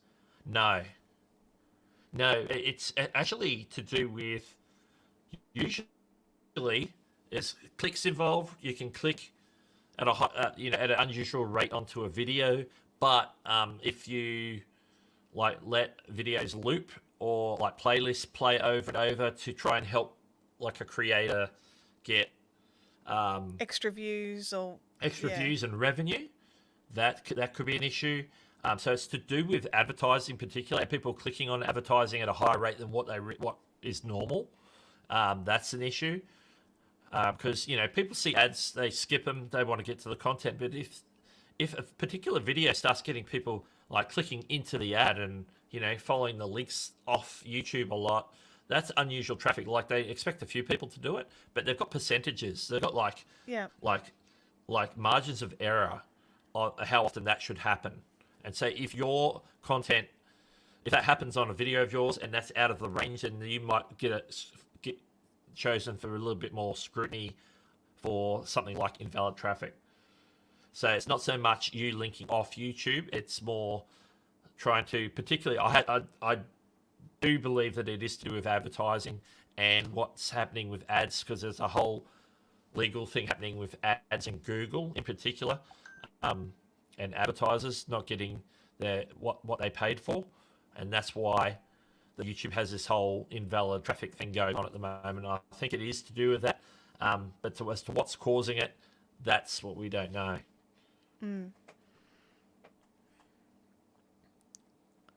Let's jump. I think some creators are saying bots for their haters are causing invalid traffic. Well, it could be gamified. Obviously people can't brigade the dislike button anymore, so you never know if haters decide to brigade a creator's videos to get them demonetized, which is a problem. That's something that YouTube needs to work on. That's probably what they're working on detecting. Is this someone brigading to try and take this channel down, or is this generally something else that's going on that's dishonest? All right, here's a live streaming question. Can you use Go Live Together and use via OBS and use both iPhones to mix as two cameras on a laptop. I don't think so. Go Live Together is exclusive to a mobile device. Yeah. And you're bringing in, it has to be somebody else on another mobile, whether that's you on a separate mobile or somebody in the same room on a separate mobile or someone in a different location. Both on the YouTube app, you have to invite them in. So they have to be on a different account because you can't invite the same account in. No, that's invite yourself in. I think we did a test on this once, testing. didn't we? Yeah. So it's really just a YouTube tool. If you want to go with something where it's two cameras, you're better off either. Depends on what the use case is as to why you want both two iPhones, because you can use camera apps to pipe into OBS. There's like even an OBS camera app. Because it sounds like, I think it's a third party app. From what this looks like, it sounds like you want to have two camera angles using mobiles into OBS. Yeah. So I would be installing like Epoch Cam or Camo or one. You'll need to pay for them, otherwise you're going to have watermarks. Watermarks is what I was going to say. But like with Epoch Cam, say you buy it for your mobile phone, like through an iPhone. You can actually get it for your iPad as well, but I don't know how it would go bringing the two in, because you actually have to have the app open on your computer as well to get it to connect as the webcam. Two webcams? No, if you want to use two phones, there's two separate cameras, bring them to OBS. You could probably use NDI. Oh, yeah.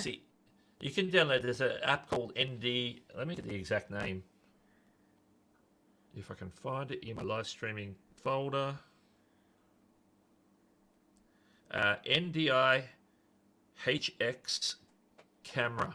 They have one where you can share your screen on your phone as well over NDI. Now, NDI is basically a method of sending video over over internet or over your local network, more exactly.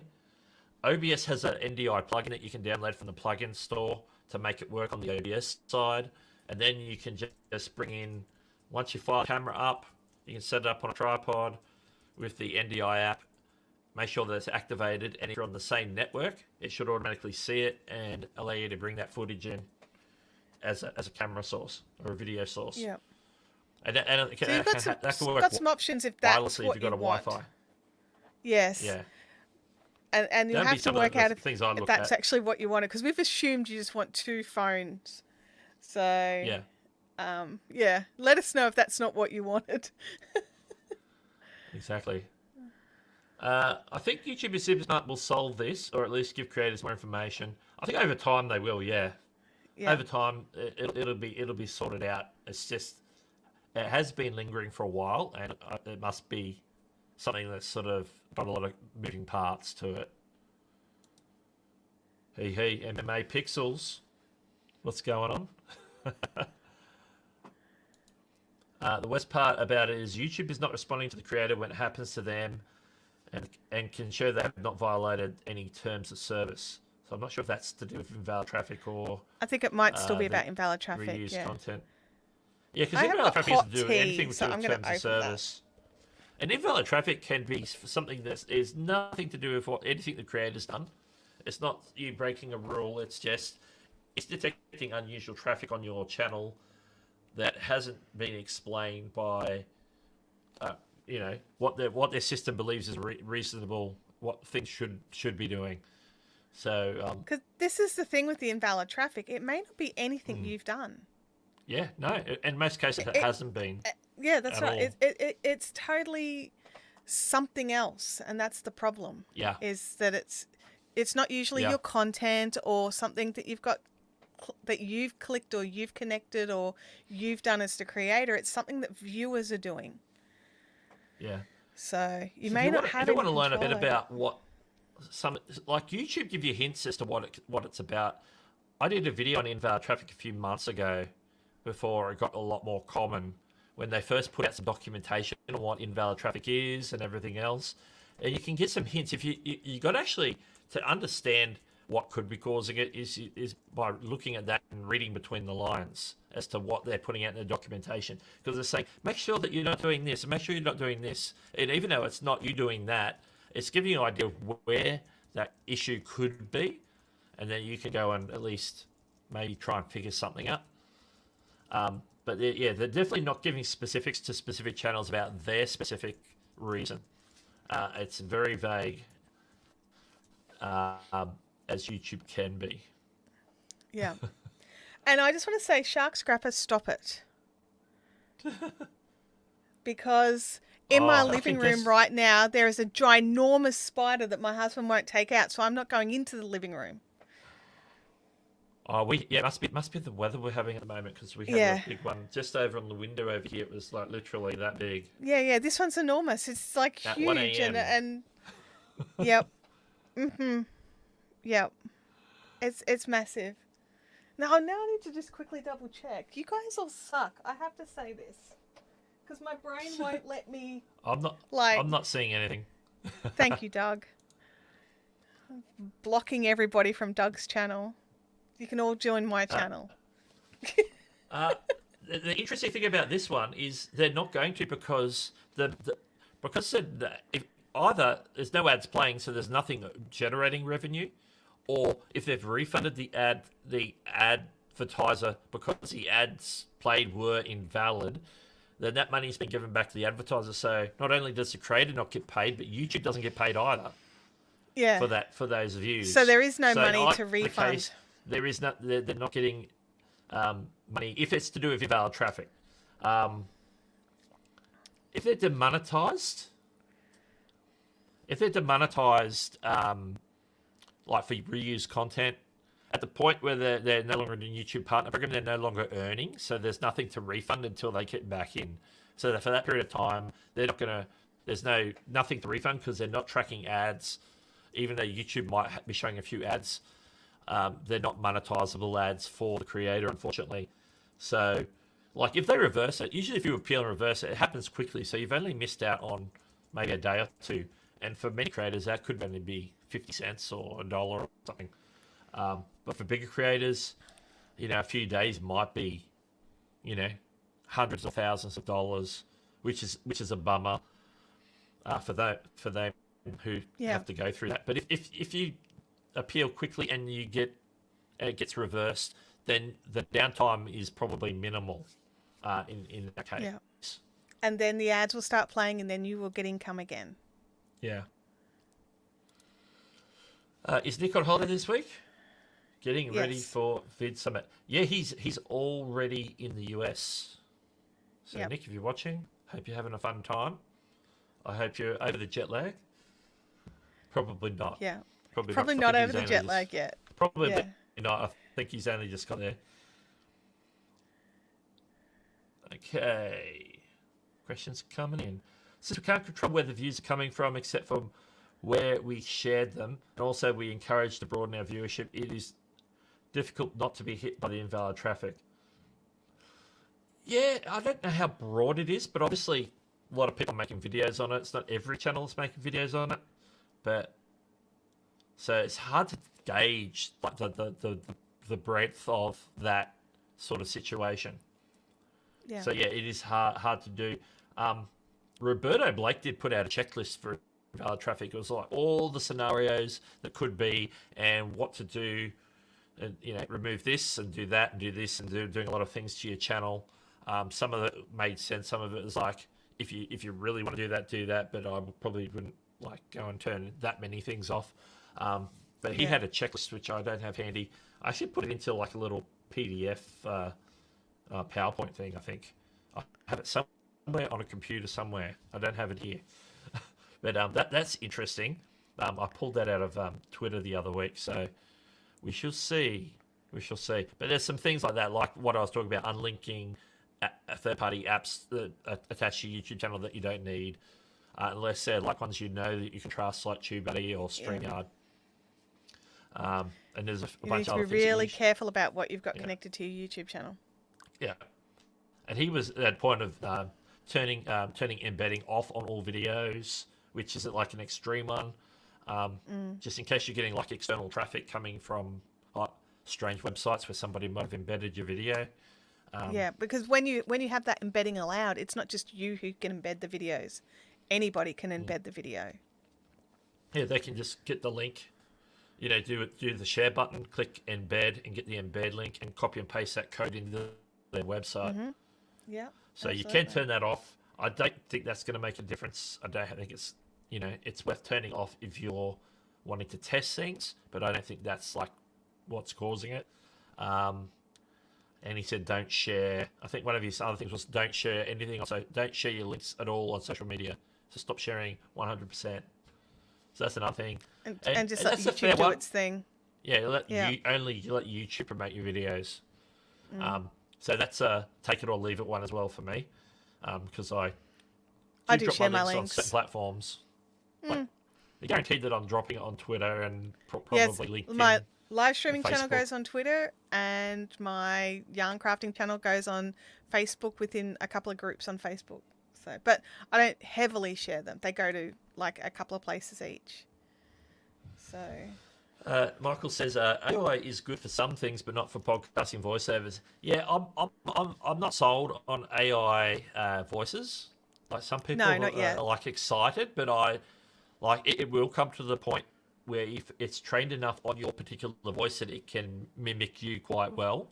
Yeah, we've seen some of that sort of stuff in Descript. What was that? A music.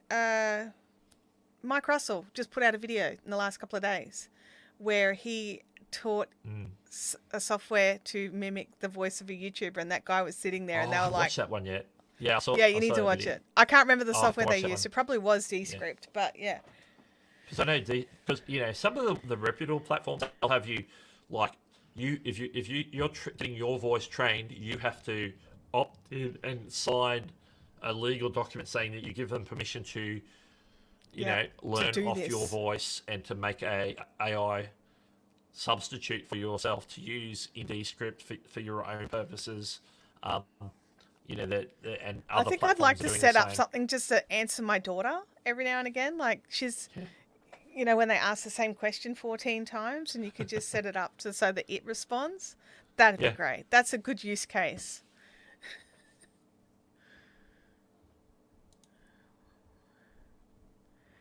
Yeah. Oh, it's popping and going out again. It is, yeah. Doug. I wasn't going to say anything because there's nothing else you can do short of shutting down and trying again.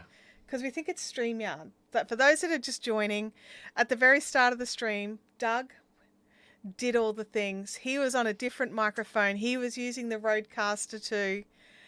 Now he's not. Everything's unplugged and tried to restart it. And now he's on a USB mic, and it's StreamYard. It's not the mic. It's all digital. That's what happens when you digitize. You get issues, latency and whatnot. Stuff happens. Shark's grabbing back to his StreamYard problem. The tab is open and minimized. When I bring it up, it goes wonky. Yeah. I've seen that when you go from like a regular screen and then you bring in like a screen share, it looks like it's doing something, and it sort of takes a few seconds for it does take a few seconds. It's not quick. That might be putting a little bit of a load on your computer temporarily. And if it's going to affect anything, it's going to be your audio, as we can see with this stream. Yeah.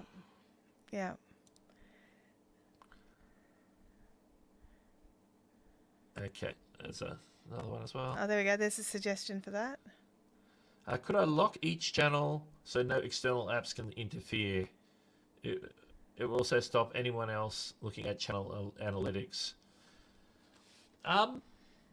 The way you do that is just not to connect external apps. So the more external apps you have connected, depending on what they're connecting for, what the purpose is. Obviously, if you're using TubeBuddy or TubeSpanner or vidIQ, they're going to be looking at your back-end analytics and stuff to provide the features, whether it's dealing with comments or title generation or different things like that.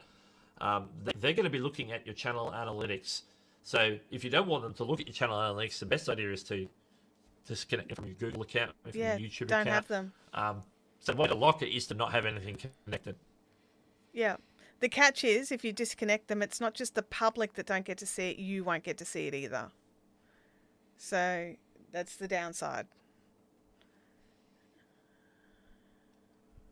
Okay, where are we? Just I don't know where you're up to in the caught up chat. on the chat. Yeah, I'm looking down the chat. I don't know where I'm at too. The van life is back.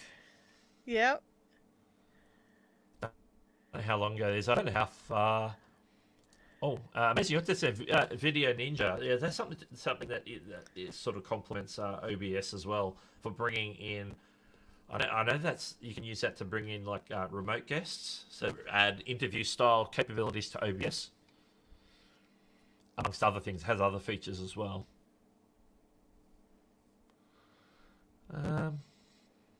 Are you way back? I could be. You Michael's asking. You haven't even hit the spider conversation yet. No, I haven't. No, you're right. How could I simulcast audio from YouTube? I think if it's like a live stream, you would have to set up as a destination for like an RTMP feed, even if it's just using the audio part of it, because that would carry the audio and the video.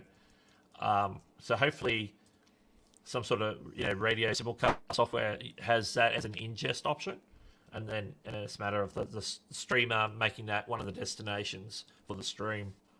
I think that's would be how you would do it. And is the link working? I'm not sure.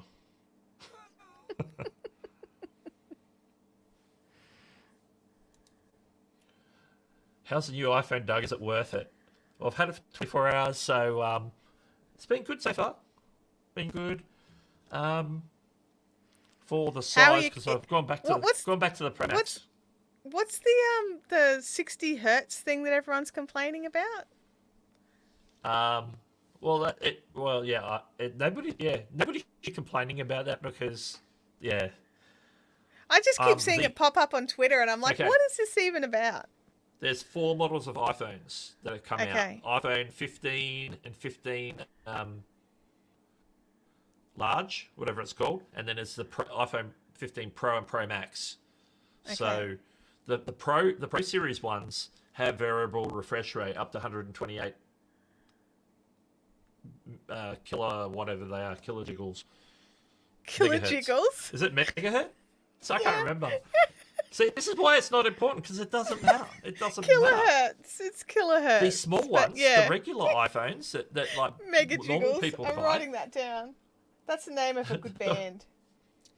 The ones that the normal people would buy, like your regular. Hey, I'm going down to the shop to get a new iPhone because my iPhone is 3 years old. Yeah. That has just like this set 60 megahertz or whatever it is refresh rate. I don't even know what it is now. So, and it's fine. It works fine for people. The megajiggles. They're all megajiggles all of the time now. That's right. The regular general phone user doesn't care about what the refresh rate of their phone is, as long as it works and it's not, not working. If it works, they're happy. They want to be worked on to be snappy, and it is. So, whether or not the cheaper phones of the 4, the regular iPhones, have that or not, doesn't really matter. Nobody cares. The only people that care are the people who want to make it an issue, and that's some wannabe tech YouTubers apparently. So that's all I'm going to go into. Okay. But it's nonsense.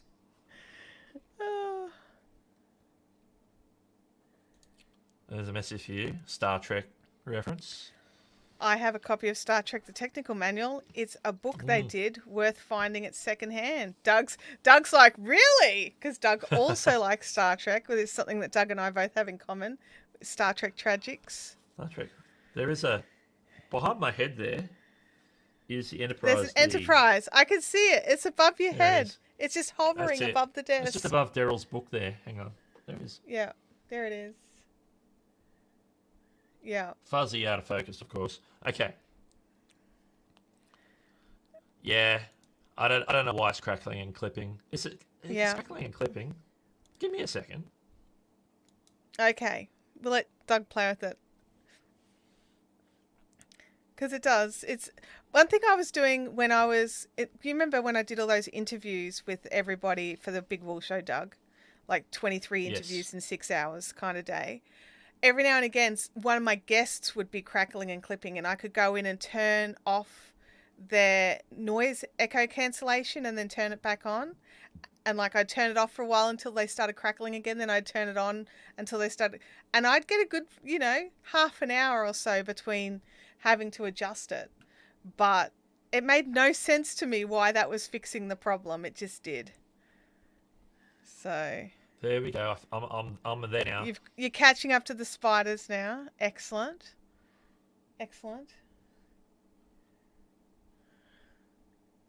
Okay. What if someone with several channels decides to binge watch one channel? It sounded sketchy to me. Yeah, if you can't stop people from doing weird things. You can discourage them if it comes up in conversation. And I would discourage them because, if they think that some people think they're doing like their favorite creators a favor. They think they're helping. Yeah. Putting their playlists on 24/7 or clicking on all the ads or letting the ads play all the way through. That stuff doesn't matter. That's not important. The important thing is that you watch the video. That's the most important thing. If the ads play and then you skip as soon as you're able, that's fine too. That's the creator isn't losing out on that. Just interact with YouTube like a normal person, and it's good to go. But yeah, if everybody's sort of doing that stuff, just discourage it. If you find out about it, to say, hey, don't do that. Especially on my channel, don't do that. Yeah, we have discussions. So I have a yarn crafting channel. So when you search up Chantelle Hills on YouTube, there's 2 channels, and I've probably got a pretty YouTube savvy bunch of regular live streamers because we talk about all the different things. But we had a big discussion about not watching the ad just because they're trying to support me. Only watch the ad if they're actually interested in the ad. And they were like, yeah, but doesn't it help you? And I'm like, yes and no. YouTube will then start serving you different ads based on the fact that you watch this ad, and then you're not going to watch it elsewhere, and then YouTube's going to get confused. So let's try not to confuse YouTube.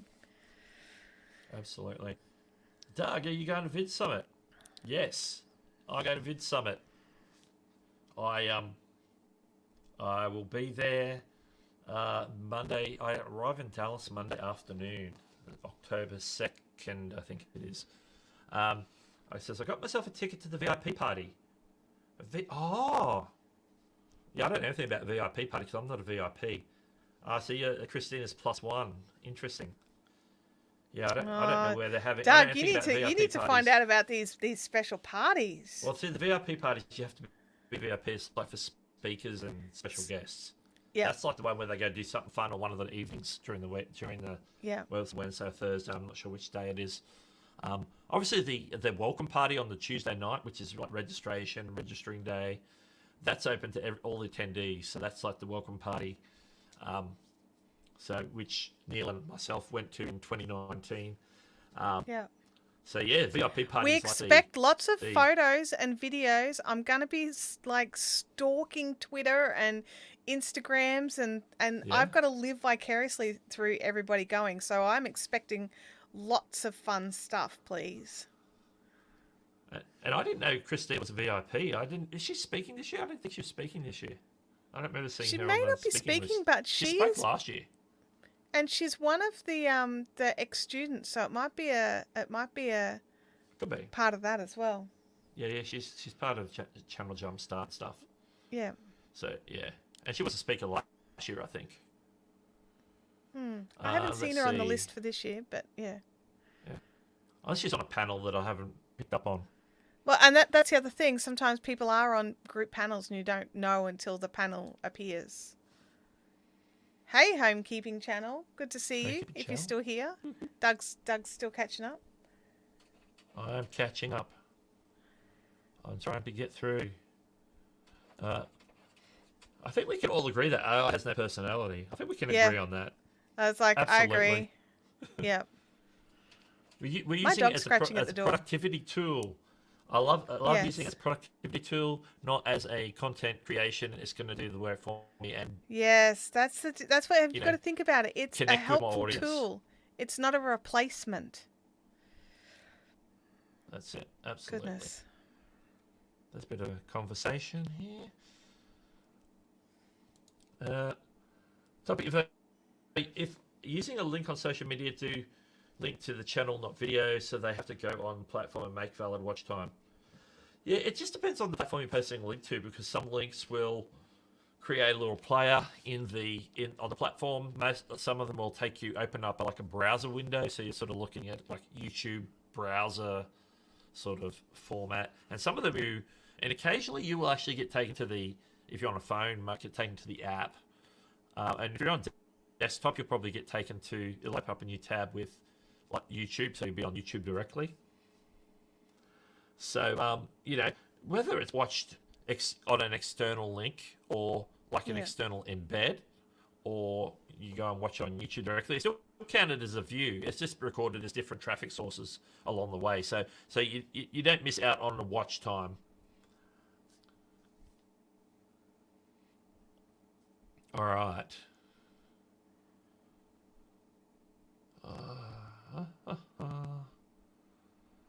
I try to get to the bottom of this chat. That's my goal. It's never happening. Oh, gee, I am behind. Because we keep chatting. I'm looking That's at the timestamps on the chats that I'm looking at, and it's 10 minutes ago. I am 10 minutes behind. All right. Okay. I know. Yes, those apps are like third-party apps that come through the YouTube API, so the ones that you have to like log in with your Google account and then say this is my channel, and then it connects, and they have access to whatever they need access to for whatever the purpose is that you're allowing them access for, which could be for StreamYard, it's live streaming, so it's accessing the live streaming API and probably a few other things that it needs that revolves around live streaming. And yeah, so yeah, it just depends. Yeah. So the other thing is YouTube allows some access to some things. So I might have TubeBuddy open and look at your channel, and I will be able to see a couple of things. Nothing so much like YouTube Studio stuff, but more broad things like how many views you've had in the last month and how many videos you've put out. And rather than actually going through and manually counting it, they'll put it into a little graph, and you can see that. You can't stop that because that's technically public information anyway, because you can already see how many views a video's got when you look at the video. Excuse me. That is true. The high refresh rate, smoother animations for gaming. So yeah. So if you're using it for like a pro thing or like a high-end gaming thing, then the high refresh rate is a benefit. Gamers like it. Techie people like it. It might be helpful for some like video applications. But for the regular user, iPhone, most of them, Android, whatever it is, and most of your techie people, they're going for that next echelon of the game of the phone anyway. They don't tend to hit the lower models; they tend to hit the higher models. Nice. Is Dean Emma going to Vid Summit? I don't believe so, but I could be wrong. There's an exception where I could be wrong, but I don't think he is. Last I heard. Last I heard he wasn't, but that means nothing. Oh, guess what? I think I got to the bottom. Oh my gosh. Thomas jumped. Rusty's in the I didn't house. have to try StreamYard. It sucked. I used Zoom. Yeah, I think depends on the use case. Yeah. I think using StreamYard for a Zoom call, you can use it that way. But I'd probably use something like Zoom or Session or Skype or something. Although I haven't used Skype in many years, so maybe Skype sucks too. My question is, were you using StreamYard into Zoom or Zoom into StreamYard, or did you try StreamYard, ditch it, and then go to Zoom? Yeah. So I don't see how you could interoperate Zoom and StreamYard because of the way StreamYard works. I see people trying to bring their Zoom screens into their StreamYard. Yeah. But yeah, it's definitely an interesting situation. Normally, I would say Zoom is fantastic for interviews, but not Yeah. Zoom. I hate Zoom. Zoom is horrible. Normally, I would say StreamYard is fantastic for interviews, but based on tonight's interview, we've been having a few little glitches. Oh, okay. Your speaker had Yeah. okay. Yeah. Yeah. If you've got Bad internet, if it's you don't have gonna- decent internet, yeah. I think Yeah, that's StreamYard a you whole- need a certain part. I think Zoom probably has a little bit more optimized because they're not trying to go as higher quality. Yeah. It's all about connecting people so they can see each other and hear each other. The quality is not as important, but if it's available, they'll ramp it up for you if you Yeah. pay for it and different things. Zoom is a complicated platform. Yeah. StreamYard can be simple, but yeah, if you've got internet issues, then yeah, you're gonna Yeah. have issues. That's the thing. If you've got internet issues, it's just going to be bad. So absolutely, yeah. Yeah, yeah. Otherwise, I would say StreamYard's pretty darn good. I like StreamYard for the most part. Today, not so much. But usually, yes. Usually I like StreamYard very much. Like if you've got the internet and you want to just connect with people, or maybe have something that's offline that's not being live streamed to like YouTube or Facebook or Twitch or any of those other places, but you just want to like have a group of people interacting, whether it's like a mini seminar or just a quick online training, or you're connecting with your friends or your colleagues for work or something like that, then yeah, something like Zoom is better. Session is Sessions is better than Zoom. I like Session as an interface and ease of use. Yeah. It sort of does give me some sort of StreamYard reminders because it's linked to Hopin. I noticed that some of their pricing and structure has changed a little bit on Session, but you can start on a free account with Session as well. Well, So a lot of Session people by use Hopin, the free Zoom as well. yeah, that's right. So, yeah. There's like call limitations, like how long the call can go for and stuff like that. When you're on the free versions of both of those. Yeah. Yeah. OBS via Zoom. Yeah, that one does work. I've done that. But then I don't like Zoom. I don't do anything public with Zoom. I do have Zoom. I use it for a regular group meetup that I facilitate. I use Zoom for that. And I use Zoom for where I'm a member of something, so I go to their Zoom because they have Zoom. But other than that, I don't use Zoom for anything. I use StreamYard. I'll use Ecamm. I'll use OBS. I'll use Sessions. Zoom is hinky. So, yeah. I know I've been in some groups where we've used Zoom and we've ended up going somewhere else. Yeah. Which was Session. We went from Zoom to Session. It was way better. Yeah. So yeah. So hopefully Session stays good. I know you're gonna have to, if you want to use it regularly, you're gonna have to pay for some features if that's what you need. Yeah. Well, I'm glad that you are able, that you didn't give up, Russie, that you got in and you got your interview done anyway. And I know that sometimes when you panic, you go to what's comfortable. And Zoom is comfortable for a lot of people. And you got it done. That's actually the most important part of it. You got your interview done and you made it. That's it. So, sometimes you just got to do what you can figure out to get something done at to that get it time. done. You're always going to have technical issues. We've had some technical issues with the stream at the beginning. So technical issues always happen. So you just have to roll with the punches and then either figure out a workaround or a different solution. So if you can do that when the when the chips are down. Chips are down. Yeah, that's a better way of saying it because I don't want to say what I was thinking. Were you thinking up a particular creek with no paddling implements? Something hitting the fan. All right, yeah, similar creek, yeah. It's a similar, It's a similar creek. It's a creek or a fan. Similar creek. Yep, either of those, they both work. Yeah, free Zoom's only 40 minutes. That's right. You really are limited. But I'm glad that you got it done. So short-sighted. Yeah. I can relate. I've got only got glasses in the last few months, so I can relate. And it's obviously because I'm using screens a lot. And it happens. Getting older, my eyes are you hit 40 and your eyes actually start to change shape. So yeah.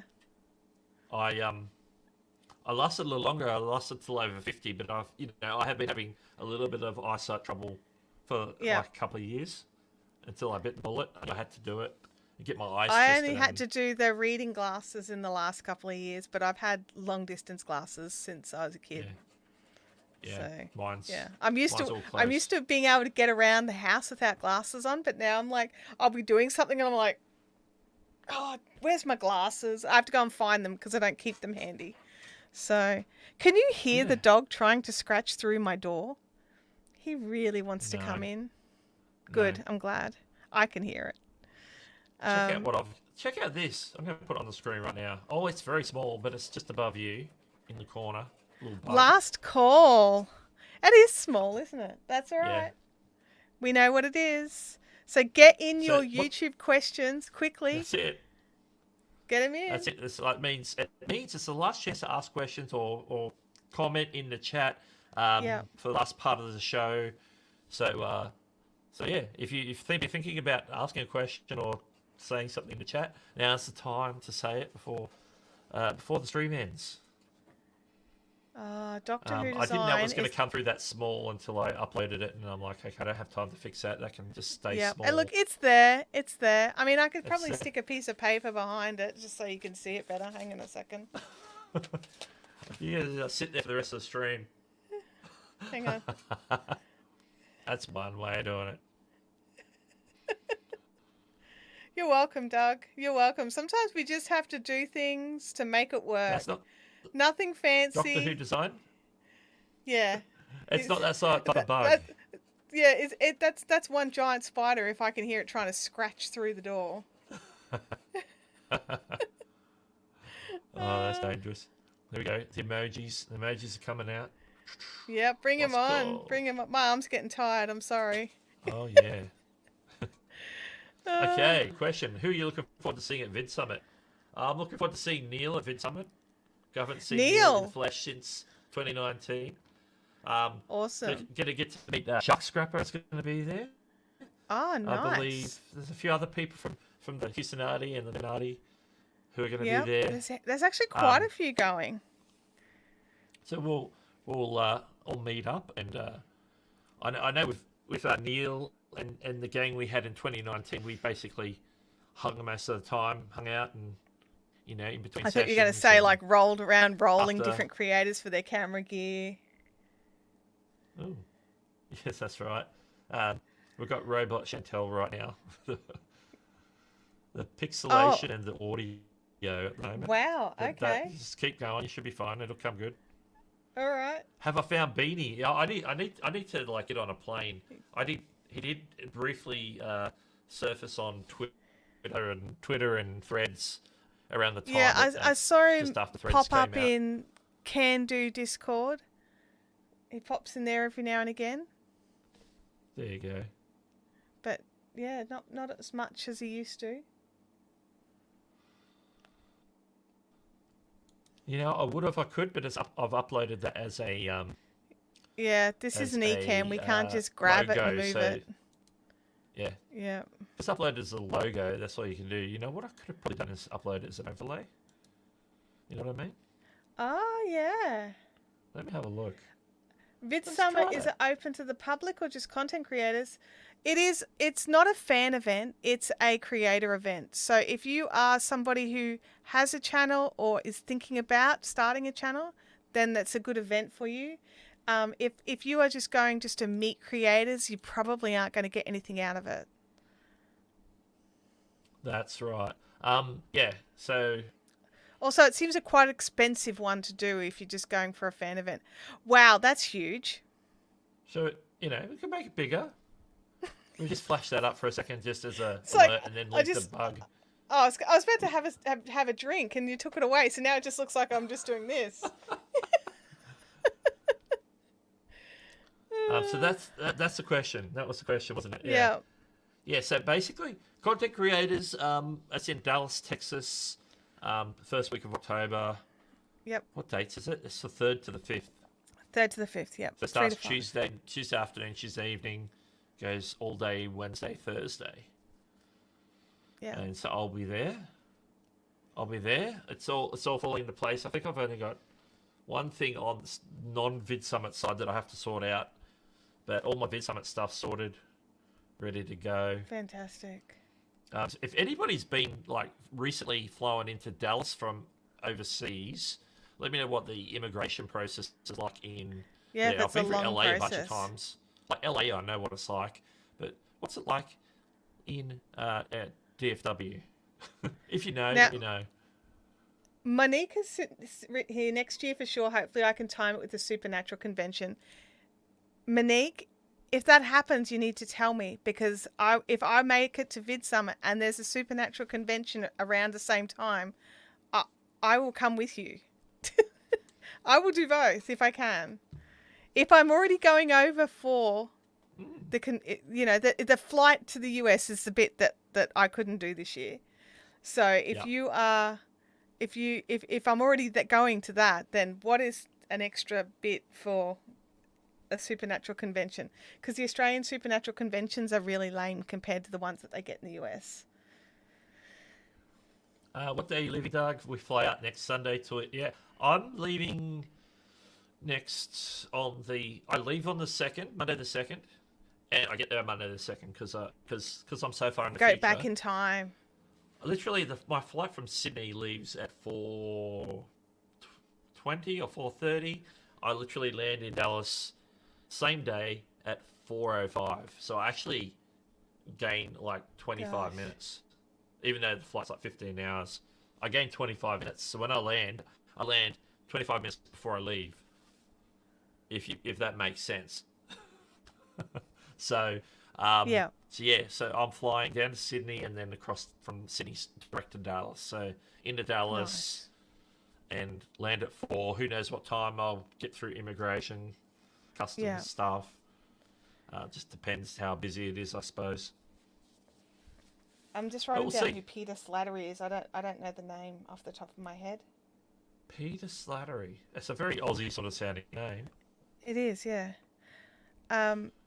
So there's plenty of vid events open to the public. So VidCon is a big one that's great for, and they're doing multiple events per year now. They're not just doing Anaheim. They've got Baltimore as well. And is Baltimore like before Vid Summit? Like, is it like next? Yeah. I think it's like this week. Yeah. Yeah, I thought so. Because I know Rob Balasabas was going to that for his work.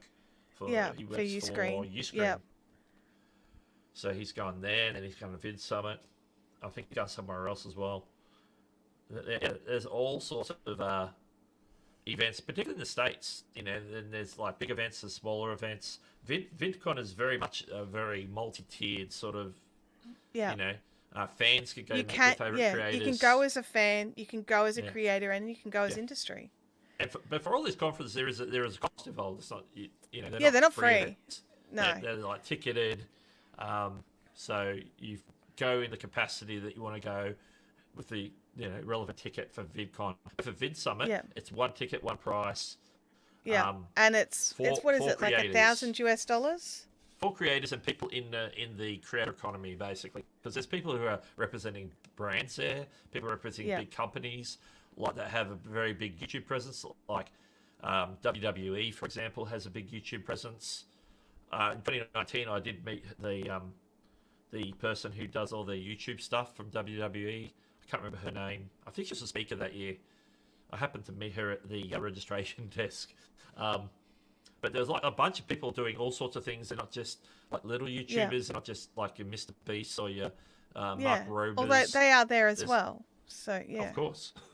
There's like people who are in the business side of things, running channels for businesses, or brands that want to work with creators are there as well. So there's a very big cross section of creators and the creator economy. That's how I would describe Vid Summit. Let's see, where are we?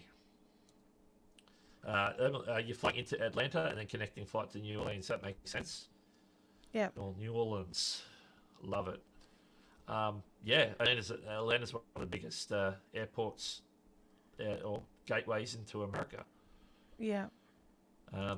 Often YouTube X, there's a few creation conferences. Creation are the Supernatural conventions. Yeah. Ah. Well, creation Yeah, they do a lot of conventions, but these would be the supernatural conventions. Okay, so they got one in Nashville in December, Honolulu in November, Jacksonville in November as well. Okay, yeah. there you go. There's so many around. So they're like and we get like one every 2 or 3 years in Australia, and it's a 1-day event.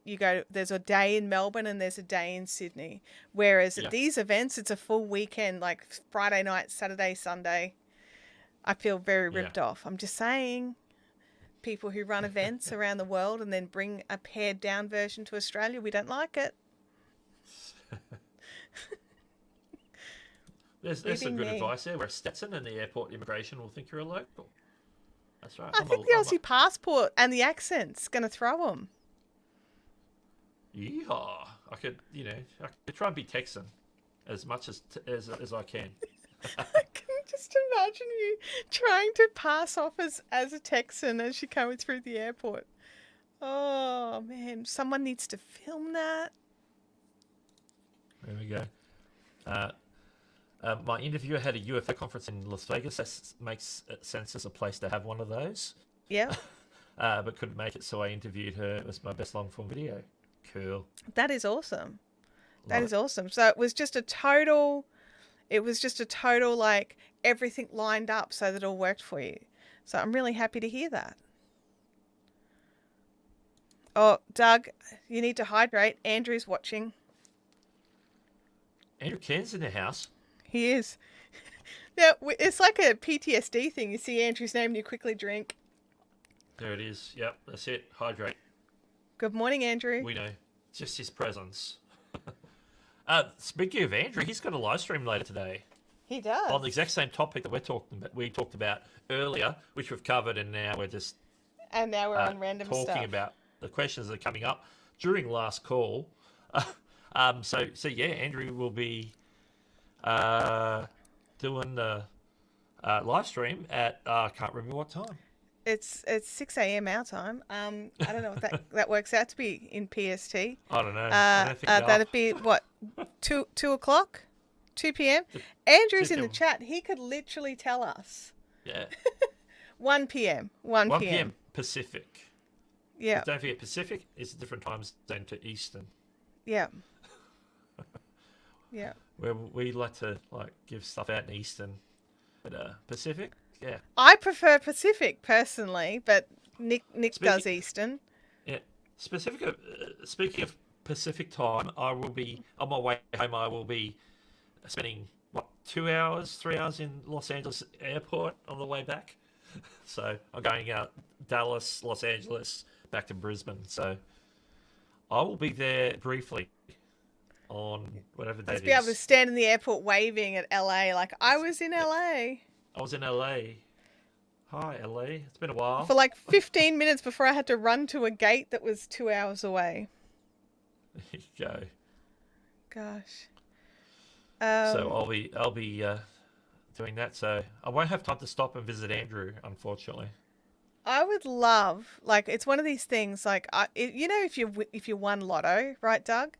One of the things I would love to do is actually, I've got like a pile of people to meet in LA, and it's Andrew and Phil, and then a whole pile of people that I've followed since they started on Twitch, and I've been invited for Mexican food and barbecue, and if you make it to LA, you have to call us. And I'm like, okay. So I've got all these people to see, and I just need to spend a week in LA just catching up with people, and then go to Vid Summit. That's what I would do. Okay, Neil's asking, did I get a hotel? I actually got one of the conference hotels, but I got it after it said it was sold out. But I booked through, booking.com. I paid a little more, but I know that it's right there, so that was easy. So I'm like, hey. Yeah. Sometimes it's worth just paying that little bit extra just for the convenience. Yeah, I bit the bullet and just got the 4 nights that I need, and away we go. And, it'd be really nice to have some sort of YouTube creator event in Australia, but I don't want to be selfish, and I would just say this hemisphere. Yeah. somewhere I didn't need a 24-hour flight to get to. 4-minute walk. Yeah, mine should be a pretty short walk to the convention center. Like literally, if I stand at the front of my hotel, I should see it. So it's a pretty short walk. I'll work out the logistics when I get there, of course.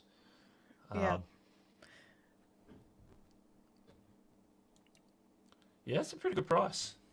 For 4 people. 3-bedroom for 4 people. Wow. That's a big price. That is a very good price. No wish. No, I just held on to my tax return this year, so until I knew if I was going to vid summit or not, so I didn't spend it. You're going to need it. You know, that was always a bonus. Always a bonus. Have we hit the end of last call? We've been on last call for a little while. I think we've been on last call for some time. Yeah. Oh. Well, you got a robotic on me. I don't know if that's just me. I don't know. Because I sound fine to me, of course. So. Yeah, of course. Yeah. What's this say? Be nice to click on people in chat and go to their channel only to see. YouTube took it away a long time ago, and then they gave it back to mods, so mods can go to channel, but still regular users can't go to channel. I guess that's to stop people from mass brigading if the live stream goes sour for some reason, or somebody in the chat goes, kicks up a stick and everybody goes brigades their channel. I'm assuming that's the reason. Who knows? But it has been gone for quite a while. Paul it's a lock-in. Gone past last call. It's a lock-in now. We're never going to stop streaming, ever. I think I'll need another cup of tea if we're going to never stop streaming. That's right. I'm halfway through my water bottle. I'm quite dry. After we get back from Vid Summit, driving from the UK to that sounds amazing. That's a drive. That's a drive and a half to Romania. That's like driving.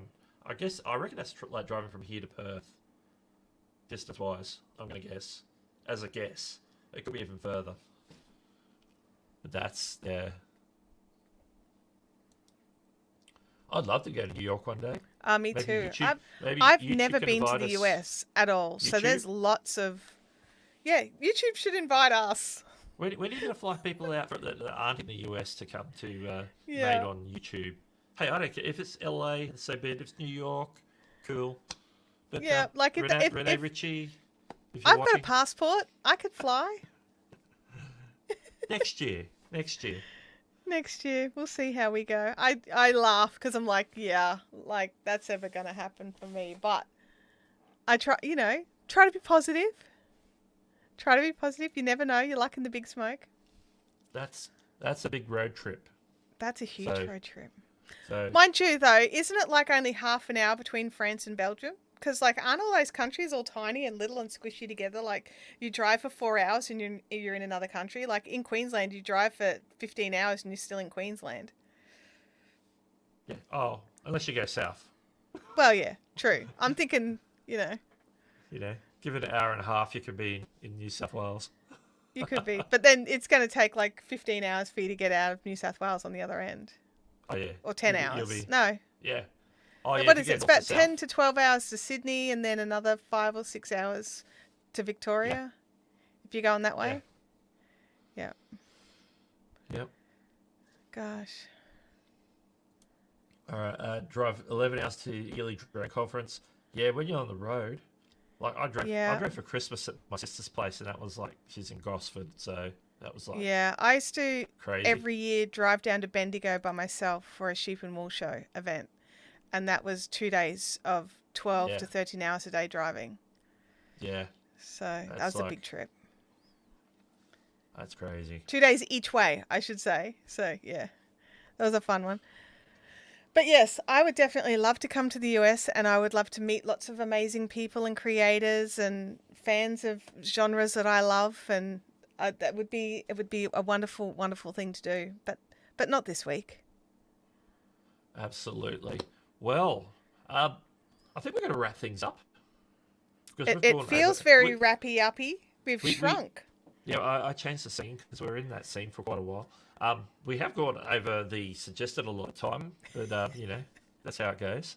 It does that sometimes. So, do we have anything to plug before we go? Andrew's live stream is happening. Yes, absolutely. Have we dropped that in the chat? I don't know if we have. Probably not. All right, are you grabbing that, or do you want me to grab it?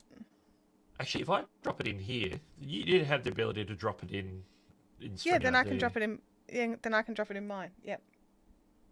Okay, let me find it. It better be handy. Where's the stream? Get on your kangaroo and get hopping. There's Andrew. Good I was one. looking for Andrew's face, so I knew. So I can grab that. I think it's a white thumbnail this time round. You keep changing it up, which He is. He keep is. people on their toes. He is keeping them on their toes. But yeah, so Andrew's going to be having a good talk and a chat through some of these amazing new features that are coming as well. I might be awake, maybe. I'll have a sleep and see what happens. Because what time is it here? It's all my clocks are covered.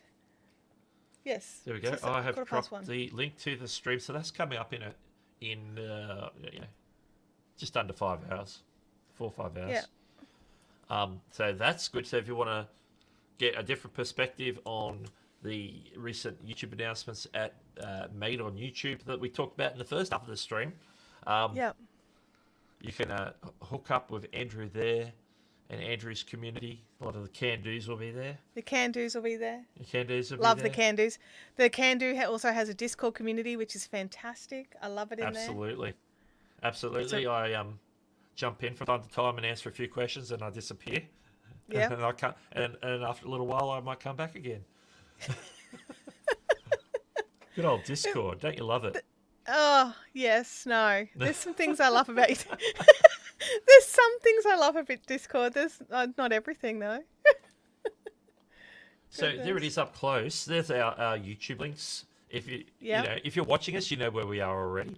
But if you're watching on my channel, that's Chantelle's channel's link. If you're watching on Chantelle's channel, that's my channel link at the bottom there. So you get it both ways.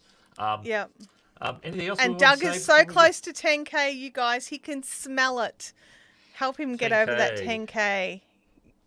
So yeah. That's X is for 10. By the way. Okay. I'm like, it's all over. Okay, 10K. It's like no deal. Yeah, that's what I was thinking. No deal. Yeah. Deal or no deal? Woohoo. No deal. They go bring that back. Doug, are you streaming next week, or are you having the week off because you are getting ready for Vid Summit? Oh, that's a good question. Yeah, no, I'm planning on not streaming. If something comes up, I might stream, but I'm plan on not having it stream. I will probably try and drop something between now and when I leave for people, and maybe hopefully something for members as well. So that's my plan. Can I ask a quick question of who's in the chat right now? If I decided to stream, would you guys come and play on my channel and keep me company while I streamed and answered your questions? If I decide to stream next week, like I'd be available to mod. Okay, well that's good to know. That's good to know. So I can come and mod. I wouldn't be going for 2.5 hours either. No, I would, truncate it. But yeah, maybe that's what I'll do. I'll go and I'll have a think about some stuff we can talk about, and you guys can those that want to can come and hang out, and that's it. And I can try and answer your YouTube and live streaming questions over there. Absolutely. Oh, there's a few. Oh, there's some. Oh, good. So someone will come and keep me company. So there's some of you here. Monique says, "Yep, I'm doing my hair. It's an 18-hour job." Oh my gosh. Wow, that's a lot. I do my hair like this. Oh, it's done. Yeah, I don't have to do too much. No, I can't imagine. It's short. I can't imagine. Yeah. It's short. Wow. All right. Well, it looks like I'm streaming next weekend over on my channel. So if you are not yet subscribed over there, but I would probably suggest that you do. Subscribe and ring the bell so you get notified. Yeah. What do I need a nail for? You need a nail. Nail? I'm confused. I don't know what I need a nail for. And a hammer. Maybe something to hammer, moderate, hammer, and a nail. Possibly. I don't know. I don't know. I'm just making it up now. Yeah. It's after 1 a.m. and Yeah. these things happen. Well, I think that's a wrap. I want to thank everyone for joining us. Despite the technical difficulties at the start and the different things that happen along the way, but it's been fun, and hopefully we gave some of the topics enough justice for people to understand what they're about, and people's thoughts on AI. So there you go. It was a great discussion. I want to thank everyone for joining us. Thanks, Chantelle, for joining this co-stream. My pleasure. Yes. My pleasure. I guess we're joining each other's stream. I guess that's how because we decided to try the multi-streaming as well and see how that went. Neither of us have done that before. Multi-streaming, guest streaming. Thank you, StreamYard, for that. Absolutely. Yeah. Makes it easy. Made it very easy to do. It was very easy to set up. So, yeah. Awesome. Well, thank you as well. Thanks for having me, and everybody in the chat for being really amazing and supportive and asking great questions. I'm looking for my end screen. There it is. There you go. Thank you everyone for joining, and we'll catch you later. See you all. No music. There's no music.